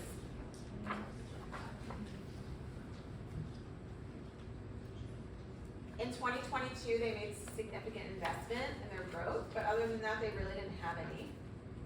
And then the next line down is total expenses. So as a percentage of sales, if your total expenses are between 60 and 70%, then your gross margin is gonna have to be at least like 40% to cover that, but then have you considered the profit piece, right? Then they have other income, so this answers Casey's question from earlier about agricultural grants, right? We see other income at the bottom. So the structure of the profit and loss is truly income minus COGS minus expenses equals net profit, right? But then accounting systems have this function of other income and other expenses. So you can sort of see two levels of net profit, right? This is the net operating income of all of the regular business activities, and then everything that is irregular, and then we have a net income at the bottom. So there's a couple points I want to make about the structure of this financial statement. This was taken from a farm that I worked with a few years ago and modified and cleaned up to share with you all. So this is like a real place. They have their grant income. They also make some money because they do some crop consulting on the side, right? So we see these other accounts, and this is just the owner going out in the field and doing some stuff. And so we don't want to see these as farm income against all those expenses because they really are separate. And then when we look at the other expenses, well, generally we would see, if you want to put owner draw on here so that you can see what you're paying yourself. And then the health insurance and some of these personal expenses might not really belong in the business. But for this sole proprietor business owner, she needed to see the net income this way because there was no way that she was going to be able to operate her business without being able to pay for the farm property itself. And so she built it this way. A tax accountant would probably hate this. But if I printed this out for a tax accountant, I would probably just cut off the bottom and not include it, right? So it's your financial accounting system, make it work for you. And so we can see that, and she counted this as part of her owner draw, right? So her total owner draw as a percent of the business is growing as it scales, right? But there wasn't as much left at the end of 22 for her to take. So it totals up these other expenses, which is just owner draw, and if there was anything else in here, right, the subtotaling is an automatic function of QuickBooks. And then we have a net income that is negative, positive, and negative. So that's this other piece, right? So we're subtracting the 18,000 with the grant income, this one is positive. And then at the end of the year, each year, 12,000, 14,000, 13,000 is what's left on the bottom line. What would have happened if she didn't have the $29,000 grant?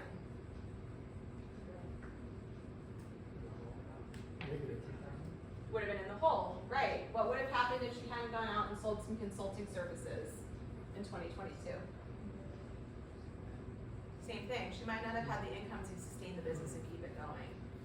So if you can imagine building this in advance, instead of building this, you know, just looking at it afterwards, right? You build it in advance and you compare to it. You know, like, am I on track or off track? Where do I kind of need to play catch up? Or where do I need to like cut out all of any extraneous expenses to try to make it compute on the bottom line?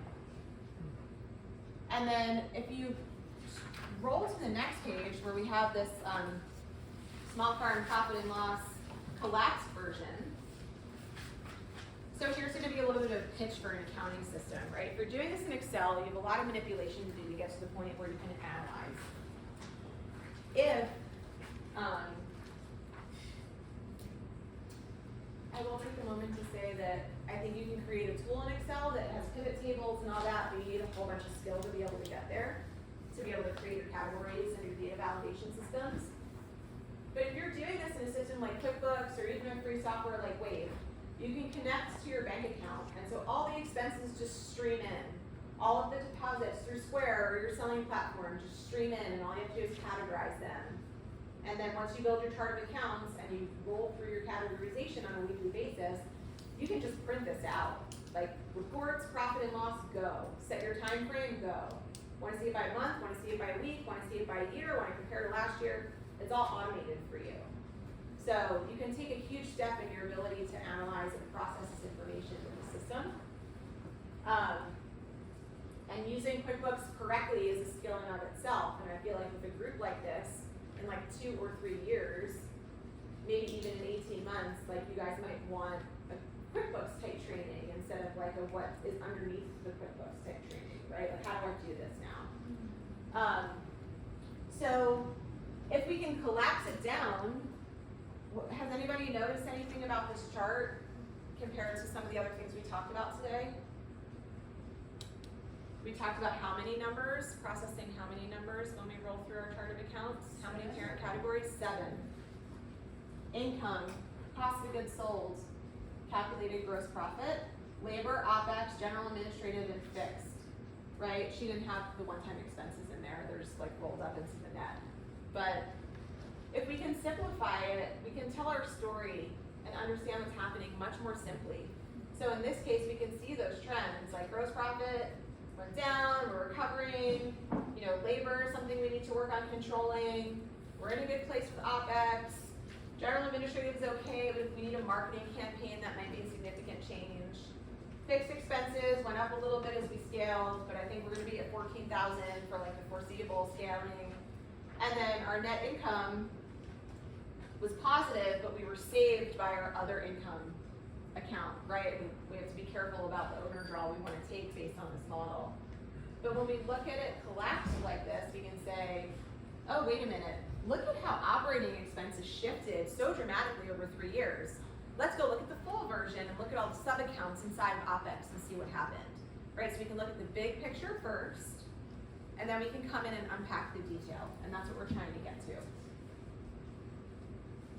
Okay.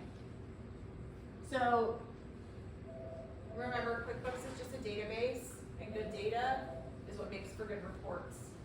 So it's important to just understand this. This is some QuickBooks stuff I think I'm going to skip just because of the group, but when you go into like working your sales through a system like that, all of your items need to point to the right account. So if you have eggs and it's pointing to produce instead of pointing to chicken enterprise, it's not going to land in the right place. So there's a back-end system that has to be audited. So back to this slide from the beginning, I just want to put this here for a second to absorb. Right now I think we have a really good understanding of how the chart of accounts is the engine of all of these things, and how all these things can kind of sing together to create a picture. And I want to make sure that we have time to talk about the balance sheet and get into that as well. I had a short break planned for us, and I know we're running a little bit over. I think we should still take the break and run 5 minutes past into 12:05 for lunch, because I think everybody needs a stretch. So let's take a 5-minute stretch, and then we're going to come back and we're going to hit the balance sheet, and we're going to look at the margins with the case study. Thank you.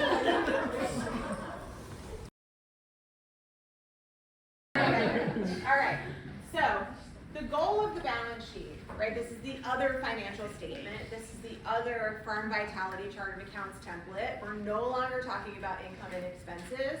We are talking about what we own, what we owe, and what has been invested in the business, right? This is not the regular business activities. This is like the financial underpinnings of the business. So, a lot of folks, when they start running a business, they don't have any exposure to a balance sheet, and that's normal, right? Like, I went to business school. If you went to school for agriculture, or you went to school for art, or maybe you didn't have the privilege of going to school, this is gonna be a new concept, and that's okay. And it's gonna feel a little uncomfortable until we get through it. So, the goal is to increase your net worth over time with the balance sheet, right? The profit and loss is to understand how do we make a profit so that we can turn knobs and pull levers to increase the business to a scale that serves us, and execute controls over expenses, build a sales campaign, make it all work. The goal of the balance sheet is to understand, is my business increasing in value over time? This is especially important if you ever want to build your business to a scale where you can sell it. They are way more interested in your balance sheet at that point. So, the balance sheet, again, it balances. The equation for the balance sheet is assets equals liabilities and equity. So your liabilities is just, again, you can go back to the glossary, but it's just another kind of fancy way of saying, it's all the money we owe. It's loans, it's principal, etc. Assets is another fancy way of saying that it's everything that we own. Some assets depreciate. I buy a truck, it becomes less valuable over time. I buy a fancy oven, it becomes less valuable over time. Some assets appreciate. I bought a 3-acre vineyard, I bought land in Ramona. Those things are going to increase in value over time. So when we think about how does our net worth increase over time, our liabilities go down as we pay things off, and the long-term assets that we've purchased increase in value over time. Okay, that's how we balance the seesaw of the balance sheet. So there's some bookkeeping speak in here about how we enter these things in our books. Every time we make an entry for the balance sheet, it has to have two sides. It has to have an asset side and a liability side. We touched on this earlier. If I buy the thing, how did I pay for it? And there's a couple of examples there. So liabilities plus equity equals assets, or net worth is calculated by taking assets minus liabilities. So as you pay things off and you own them, and potentially they're maybe appreciating as well, you could see an increase in net worth over time. Net worth can be negative. Negative net worth is a sign of over leveraging your business. You've taken out a lot more debt than you can actually account for at the present time. So when we see farmers that get themselves into trouble, or business owners that get themselves into trouble, they have a number of credit cards that are all maxed, they're on the paying interest train, and they are not paying down their principals. Principal is just another word for like the amount of the loan that you took. I bought a property for $500,000. I'm also paying interest on that, right? The principal is the $500,000 loan amount. So if your net worth is negative, we got to think about how to stop the spiral. Businesses that are scaling fast, though, can sometimes know that they have a temporary period of negative net worth ahead of them. And if they can see their way out of the tunnel, I feel somewhat comfortable with that.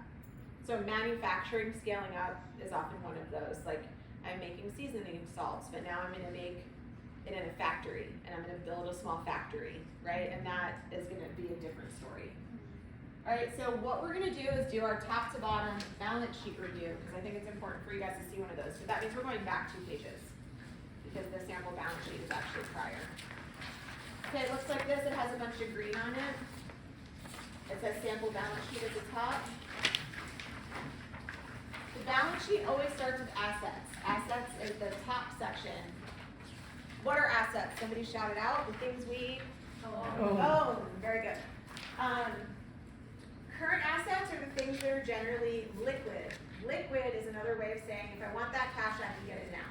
You go to the ATM, you get your cash out of the bank. That's a liquid asset. So we have our checking account, maybe we have a petty cash box that we keep a couple $100 in for the farmer's market. Maybe we forget that that's actually cash that we own. we have a PayPal account, or we have a petty cash account that's like extra cash in the locked desk drawer in the office, that's like, I gotta hand my farmer's market person $50 so they can pick up these supplies on the way back and get a receipt kind of thing. You still need to keep track of that stuff. It's important when you keep track of that stuff to just have a ledger. A ledger could be as simple as something like this, with cross-outs on it. Right, I'm sorry, this is just a list of your names, but like, you know, they bought $50 worth of gas, and they bought $25 worth of this, and when you get the receipts, you cross them out and put them back in the petty cash box, and then you can reconcile everything at the end of the month. Everyone's like, I have a cash box in my pickup truck. I have no idea what comes and goes out of it. So like, let's at least start accounting for all the little things. And then accounts receivable is considered a liquid asset because usually the accounts receivable are coming in a short period of time. Once they get past a certain period of time, we have to think about whether they're really still accounts receivable or they're bad debts. So these are like the open invoices that you expect payment on within the next 30 days. And again, I'm sorry, I didn't state this at the beginning, we're looking at 3 years of information here across the top. We're looking at another 3-year comparison. Undeposited funds are just like at the end of the month, what's sitting in that envelope that you haven't taken to the bank yet if your bank drops aren't part of your like everyday routine. So we have total current assets, which is the sum of all of our almost readily available cash, right? Because those AR aren't quite there yet, but they're promised. Then we have our fixed assets. These are the things that we own that are not liquid cash or relatively liquid cash, right? So we see farmland. We see a farmland value adjustment, which is something that you might do with a bookkeeper or accountant if you have rapidly appreciating land. And then we can see the total fixed assets and then the total assets. What story are we seeing over 3 years with total assets? It's going up. We're seeing some growth, right? And what is most of this attributed to? If you were looking as we went down, what is most of this increase in value attributed to? There's one line, I'll give you a hint, there's one line where we see most of that. Yeah, the adjustment, right? So if they hadn't taken that adjustment, this statement might look different. I'm sorry, what does that mean, adjustment? It means they had their land appraised and it was worth more each ongoing year so that they could count that value on the balance sheet. Oh, okay. Is that important if you're a lifestyle business and you're a one-person show? Not really. Is that important if you're going to the bank and trying to borrow money? Yeah. Probably, yeah. So we can't fudge it, it has to be real. But yes, there's a real adjustment there. Okay, so then liabilities and equity is the next section. Sorry, the top's just slightly cut off, but I think you can probably see that on your paper under the first green line, liabilities and equity. Excuse me, I want to get clear on that. So a real adjustment, does that mean that like somebody professionally? Appraise the land. Yeah, Yeah. You know what it means? Yeah.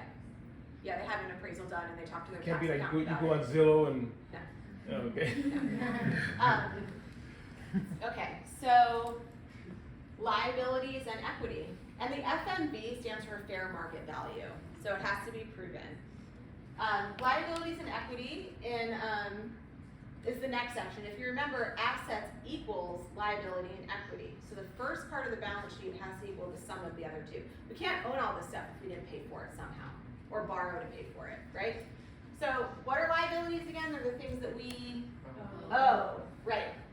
So we can see accounts payable, which is the opposite of accounts receivable, right? Instead of us having an open invoice to our customers, people have open invoices with us, our suppliers, the utility bill, stuff like that. This makes the case for the fact that you should put those bills in when you receive them so that you know what you owe. A lot of people just sit on the stack of unpaid bills. It's really important to know how big that stack is. So, accounts payable, that looks like just like a regular rotation of open bills. And then we see the credit cards, the Amex, the MasterCard, the Visa. And we see over time our total credit card liabilities are going up or down, guys? Down, that's great, we're paying some of that off. Our total liabilities over time have gone which way? Down. So we owe a little bit less than we did before, that's like a good track.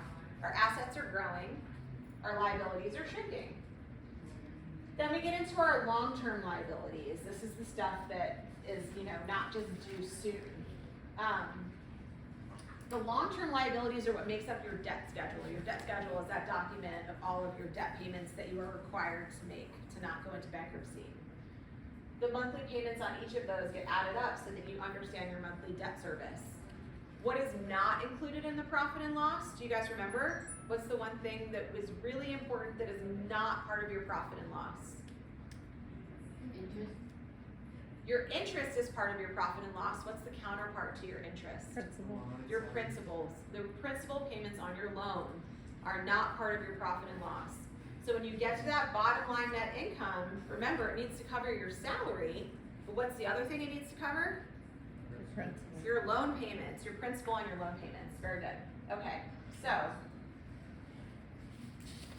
long-term liabilities, we have the mortgage, we have a couple of ag choice loans, we have a family member loan, which is like the note we discussed, right? It's not papered, but we owe it. And we have a member loan, like maybe we took loans from our CSA members as we were scaling up. And then we have a tractor financing loan. So our total notes payable are listed here and then tallied up for our long-term liabilities, okay? So our total liabilities over time, these are big numbers, but I see this stuff all the time, even in small businesses because of property loans. And so total liabilities are going which way? Down. Right, that means we're paying off parts of our principal every year and reducing what we owe. Then we get to the final section, which is equity.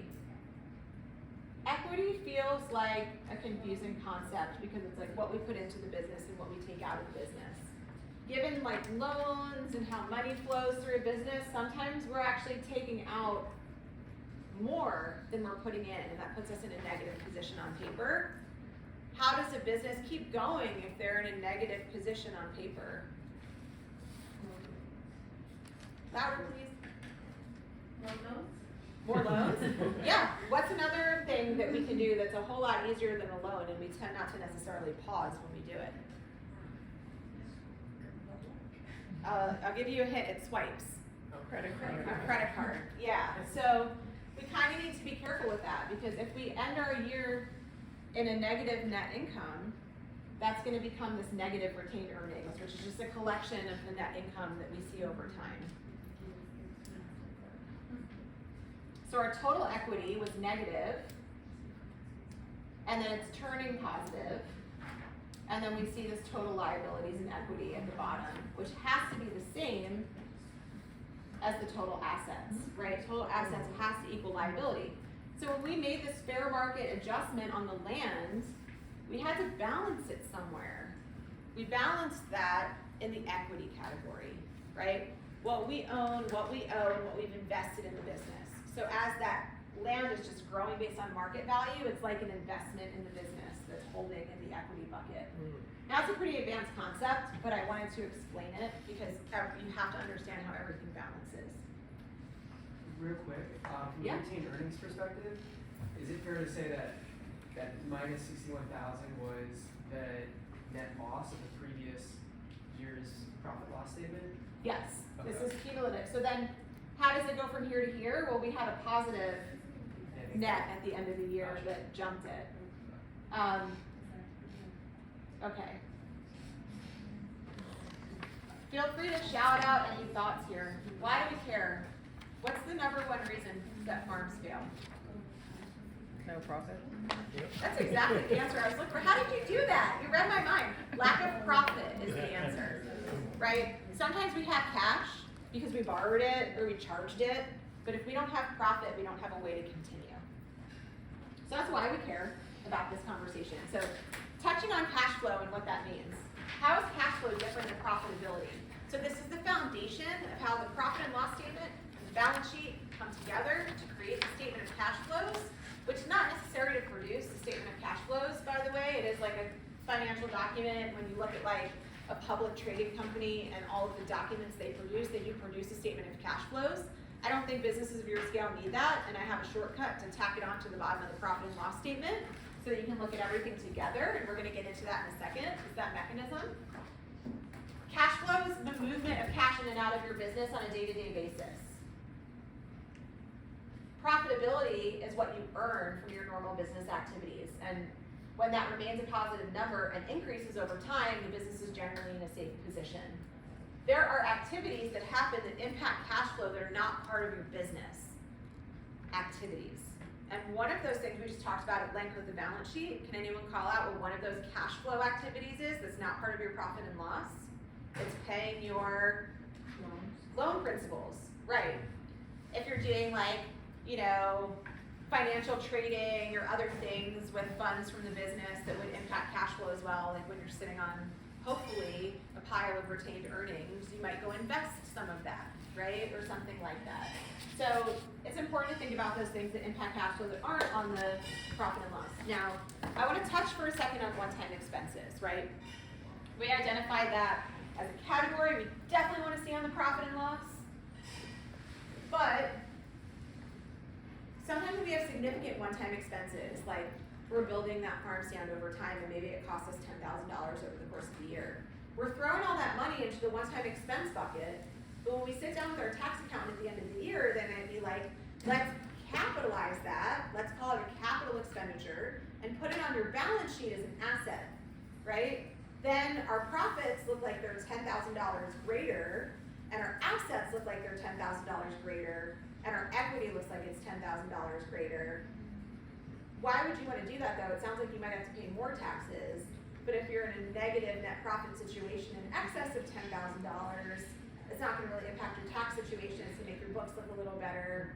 Maybe you want to depreciate that asset over time, something of that nature. So there's a lot of tax questions I don't want to dive into, but I just want to touch on the term capital expenditure and what that means. So I worked once with a farm that had a policy. They had a whole bunch of managers, big farm. Every manager had a credit card, and their bookkeeper's protocol was that any purchase over $500 would be capitalized on the balance sheet as an asset. Okay? Why is that dangerous? Where are we not seeing all of those over $500 expenditures? On the profit and loss somewhere, right? So when their managers are getting together, reviewing the profit and loss, like, wow, this looks great, this looks so good, and they're not looking at the balance sheet, and then they're like, oh my God, where's all of our cash 6 months later with 5 managers out swiping credit cards? Then they're like, oh my God, we capitalized all this stuff onto the balance sheet to the tune of like $50,000, and we don't actually have the cash to cover that for some time. So that's why it's important to understand how they play a little bit. And I like putting it in one-time expenses so that you can see it, and then at the end of the year you make tax decisions about where to move it.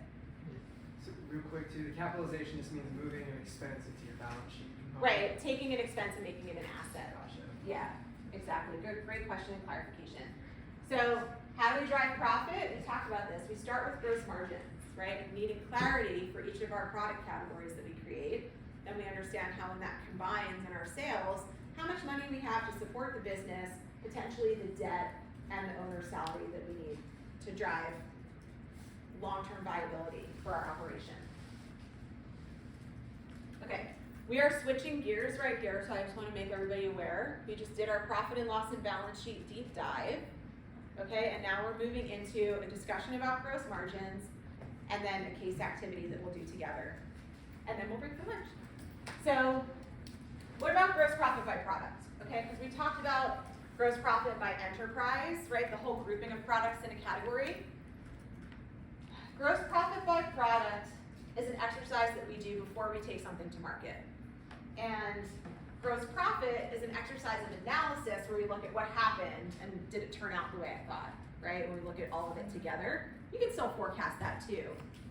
But you've really got to like craft it by product so that you know what's going on when you take your products out to market. Like those guys that didn't know that they only had a 2% margin on their drink, right? Like you need to calculate that for each flavor of the drink, etc. So answering the question, should I grow and or sell the thing, right? Like that's the first baseline question we want to answer before we even think that we have a viable business model. And so we're moving away right now from like the big picture of the business, and we're getting from the macro to the micro, and now we're like looking at products in our business. Carrots versus radishes, whatever. To understand your cost versus pricing and how that determines your margin, that's what we want to know.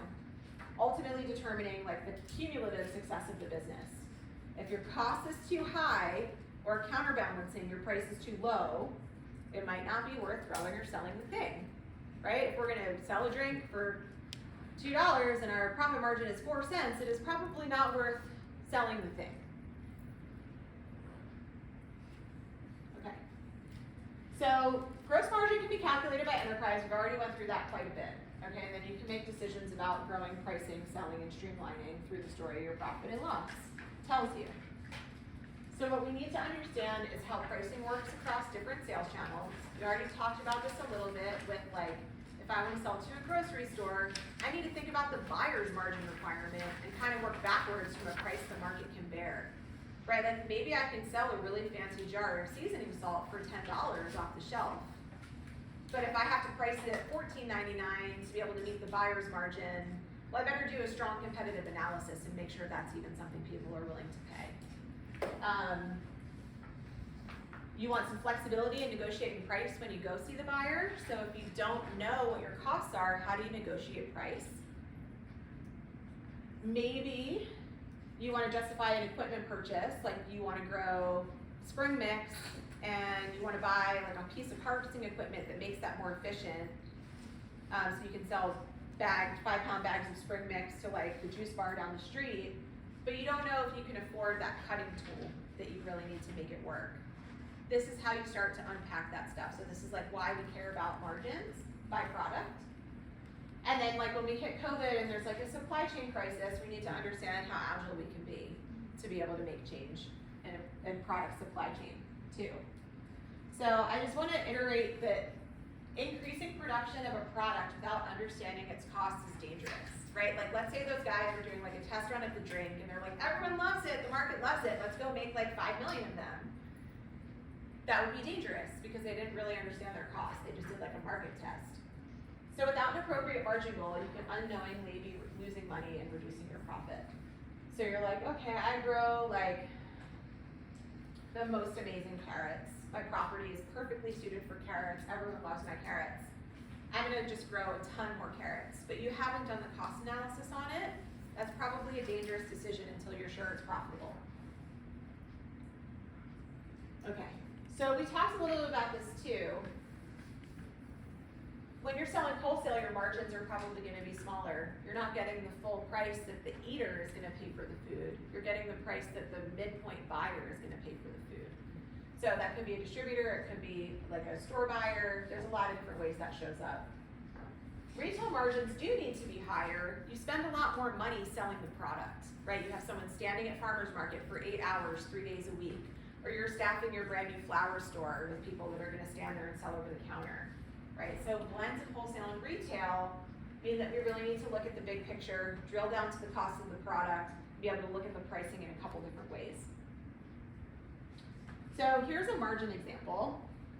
Let's say Mary sells potatoes at the farmer's market for $2 a pound. She makes these cute little 1-pound pints and she sells them for $2. At wholesale, it's 25 bucks for a 50-pound bag. So that's a price change, right? That's 50 cents a pound versus $2 a pound. But if you have a lot of land and you're really good at selling potatoes, maybe you can sell so many more potatoes and spend less time in retail and it might be worth it. So she wants to experiment. Mary needs to drive a high enough margin to make a profit. So in the first case scenario, we look at the sale price and we see how the margin changes, right? So at 40 cents a pound product cost, that's what margins look like. If our product cost is 50 cents a pound, this is what it looks like. So unless her cost is less than 40 cents a pound, she's not meeting her margin goal, right? So let's say she has a wholesale margin goal of 20% and she's selling those potatoes at 50 cents a pound now. Well, yeah, she's meeting that 20% goal, but if it actually costs her a little bit more to grow that product, she's not meeting that goal. So we want to unpack that cost.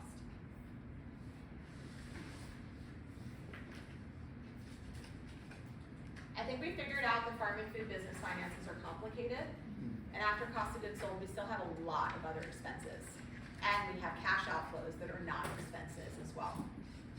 So we don't want to forget about all that other stuff, but we want to start with cost of goods sold analysis, pricing and market analysis, and figure it out.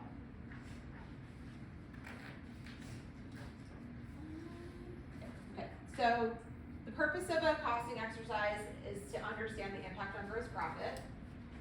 We want to understand which of our products drive most of our margins. I don't know if you guys have ever heard of the 80-20 rule, but in most businesses, they always say like 80% of the profits are generated by 20% of the products, right? So if you sell 10 things, the 2-star products you have are probably generating like 80% of your profit, and the rest come in and help lend and support.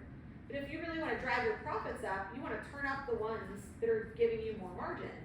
Or you want to figure out how to piggyback products together. Like if I'm making my best margin on basil, how can I pair that with my tomatoes and my other products to get people buying more basil? So you think about that. How can we manage costs? What can we control?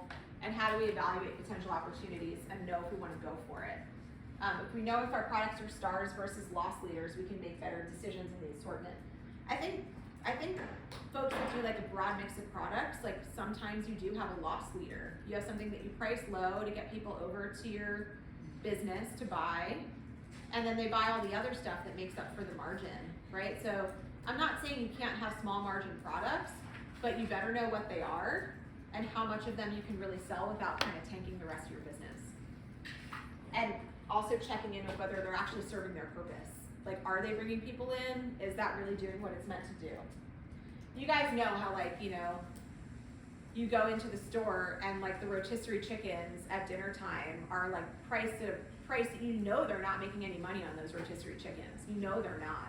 But they're doing it to get you in the store because you're gonna buy everything else that goes along with it. And they have them priced at like a very low margin for themselves. Not a negative margin, but a low margin. And then you go buy all this other stuff that drives more margin through the store. So that's the concept of the loss leader, if you've never heard of that. But you really don't want it to be at a loss. That's just the term that folks use for that. Okay. We're gonna do this gross profit by sales channel case study together and see how far we get here in the next 15 minutes or so. So this is an exercise in gross profit, and just a reminder at the top of the screen, your gross profit is your income minus COGS. COGS is the abbreviation for cost of goods sold. Gross margin percentage tells you how that profit stacks up with your sales. And this is gonna be different for every price point, okay? So here's a story about a baker that I worked with many years ago when I was kind of just first starting out as a consultant. And I love this story because there's still a lot of lessons to be told from it, even though it did have a sad or failure outcome. Okay, so Liz makes chocolate chip cookie bites. They're like, as you can imagine, small chocolate chip cookies. They're made out of really great, high quality ingredients like almond meal and quinoa and like all this great nutritious stuff. So she packs them in a little poly bag and she sells them at the farmer's market. She packs them in packs of 1, 2, 6, and 12. We can see her food cost. She's mapped this out with her recipe. And then we know the poly bag has different costs depending on the size. She puts each one in a little piece of muffin paper. That's how she bakes them.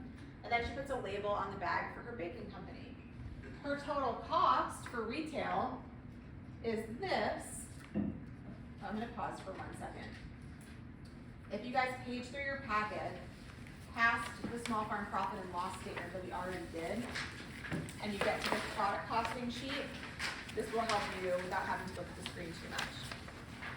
You have it right there, yeah. So you can see she set out her ingredients, butter, honey, sugar, blah, blah, blah. How many are in the recipe, what the cost per unit is, what the price is, multiplied out by the unit. So if you're cooking, like you need your per ounce cost and then do your measurement.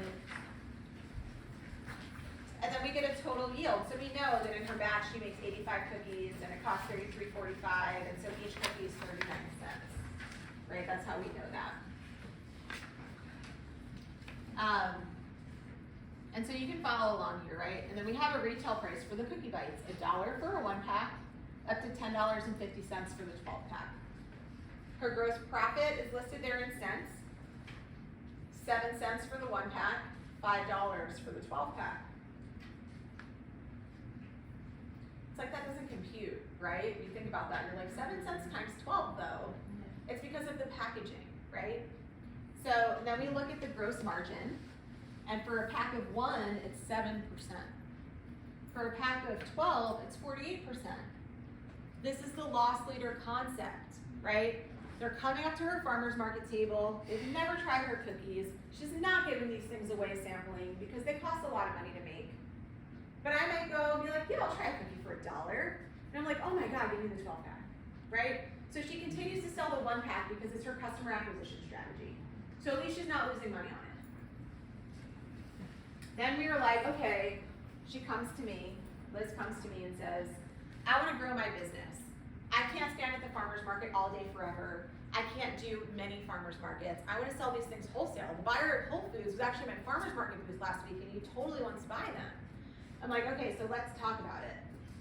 So then we do this wholesale study. Well, do some market research, Liz. What's a good manufacturer suggested retail price, MSRP, that's like another term to be aware of. What's a good manufacturer suggested retail price for the cookies? So she does a market study and she's like 6 pack $6.99, 12 pack $12.99. It should be a little more than they can get direct from me at the farmer's market. A good example of MSRP is every time you've ever bought a book, you look on the back, it tells you the retail price for the retailer, right? So like they dictate the retail price. Okay, and then she's like, okay, well let me find out what the sweets buyer, fresh baked goods buyer at Whole Foods needs for their margin. He needs 40%, she needs 40%. So if I work that math backwards, what's the wholesale price? If they need 40%, how do I get there? Well, that means I can sell the product for $4.19 for a 6-pack and $7.79 for a 12-pack. What's the gross profit there? Right? We see the gross profit and the gross margin. It's like 26, 27, 28%. That's a big shift from the 45 to 48% she was getting in the farmer's market, but it's still a significant amount of margin. The question is, can we achieve it in the whole business model and still have enough contribution margin to contribute to the rest of the business? So we're gonna unpack that right now and take a look at it. So just like a side word, right, we're talking about cookies. What if you're growing stuff at your farm? Right, a lot of you guys are growers. You wanna, the way I would back this up, and we could do like a full session just on a cost by crop model, but if you just wanna start thinking it through, you would start with your expected yield and your price per unit, and you would look at like beds on your farm. I think that's the most efficient way to look at it. So like I'm doing a 100-foot bed of spring mix. I expect that would yield X pounds of spring mix. That would be Y amount of bags if I sell them in 8-ounce bags or 5-ounce bags or whatever, right? And then you wanna look at your direct cost per unit. And Robin, we were talking about this a little bit, like you need to track time on a farm because so much of this is time.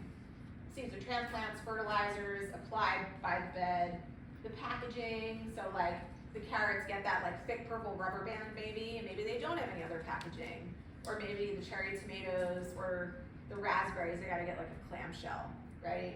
And then are you paying for labor, or are you gonna be in the future? If you're not paying for labor, great, but you should probably look at it with replacement cost of labor for yourself.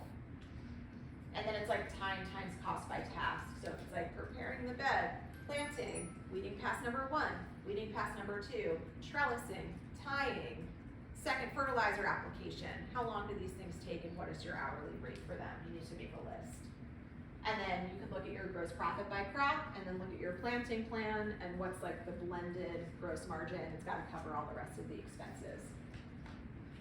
But so back to our case study, we're gonna look at cost, price, etc., and have some fierce conversation about this particular model. So let me open the case.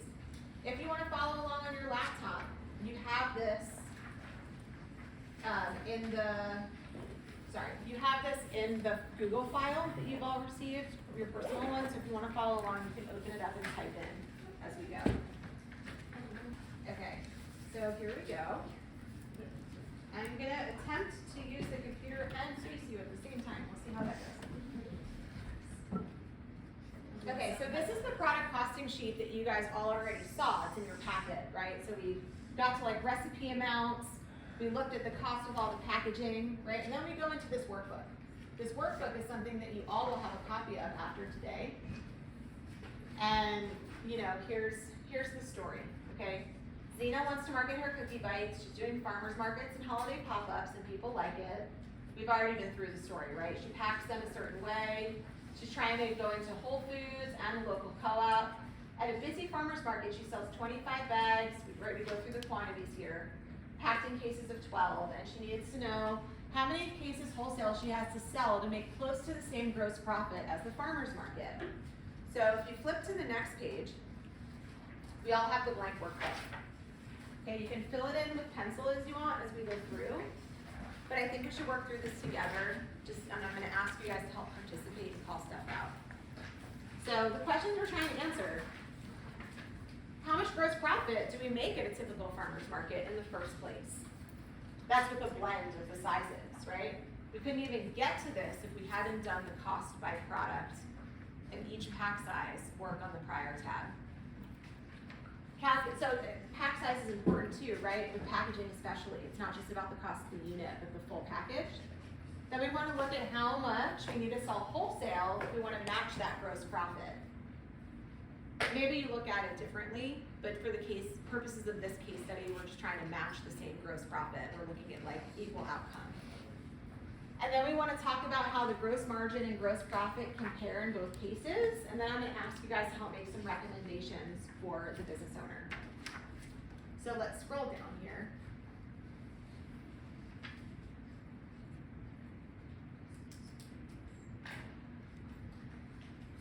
Okay.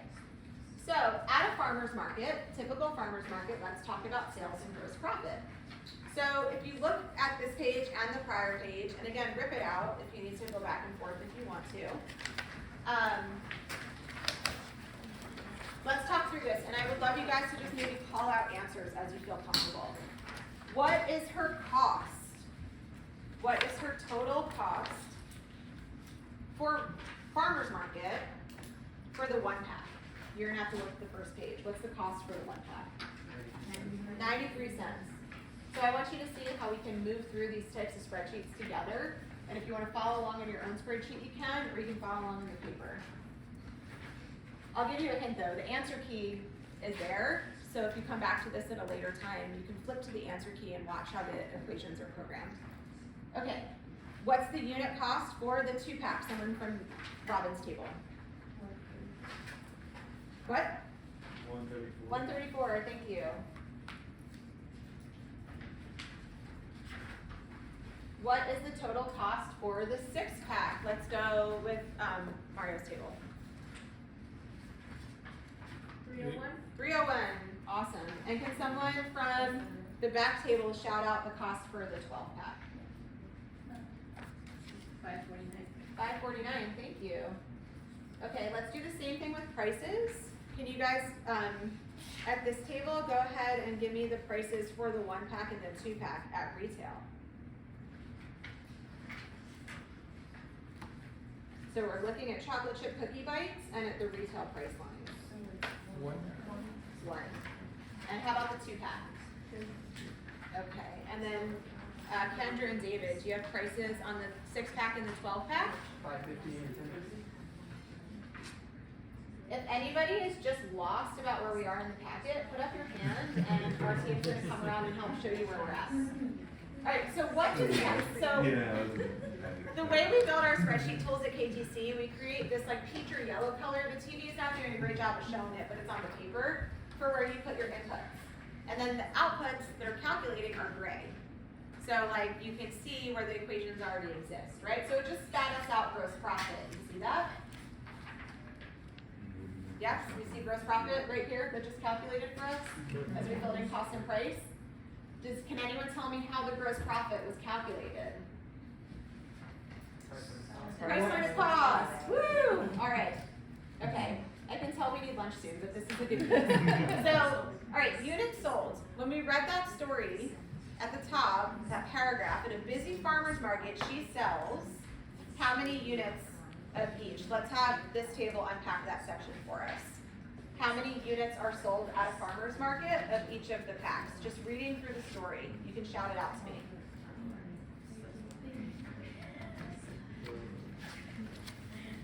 25 bags of 12. 25 bags of 12. You guys see where that is in the paragraph?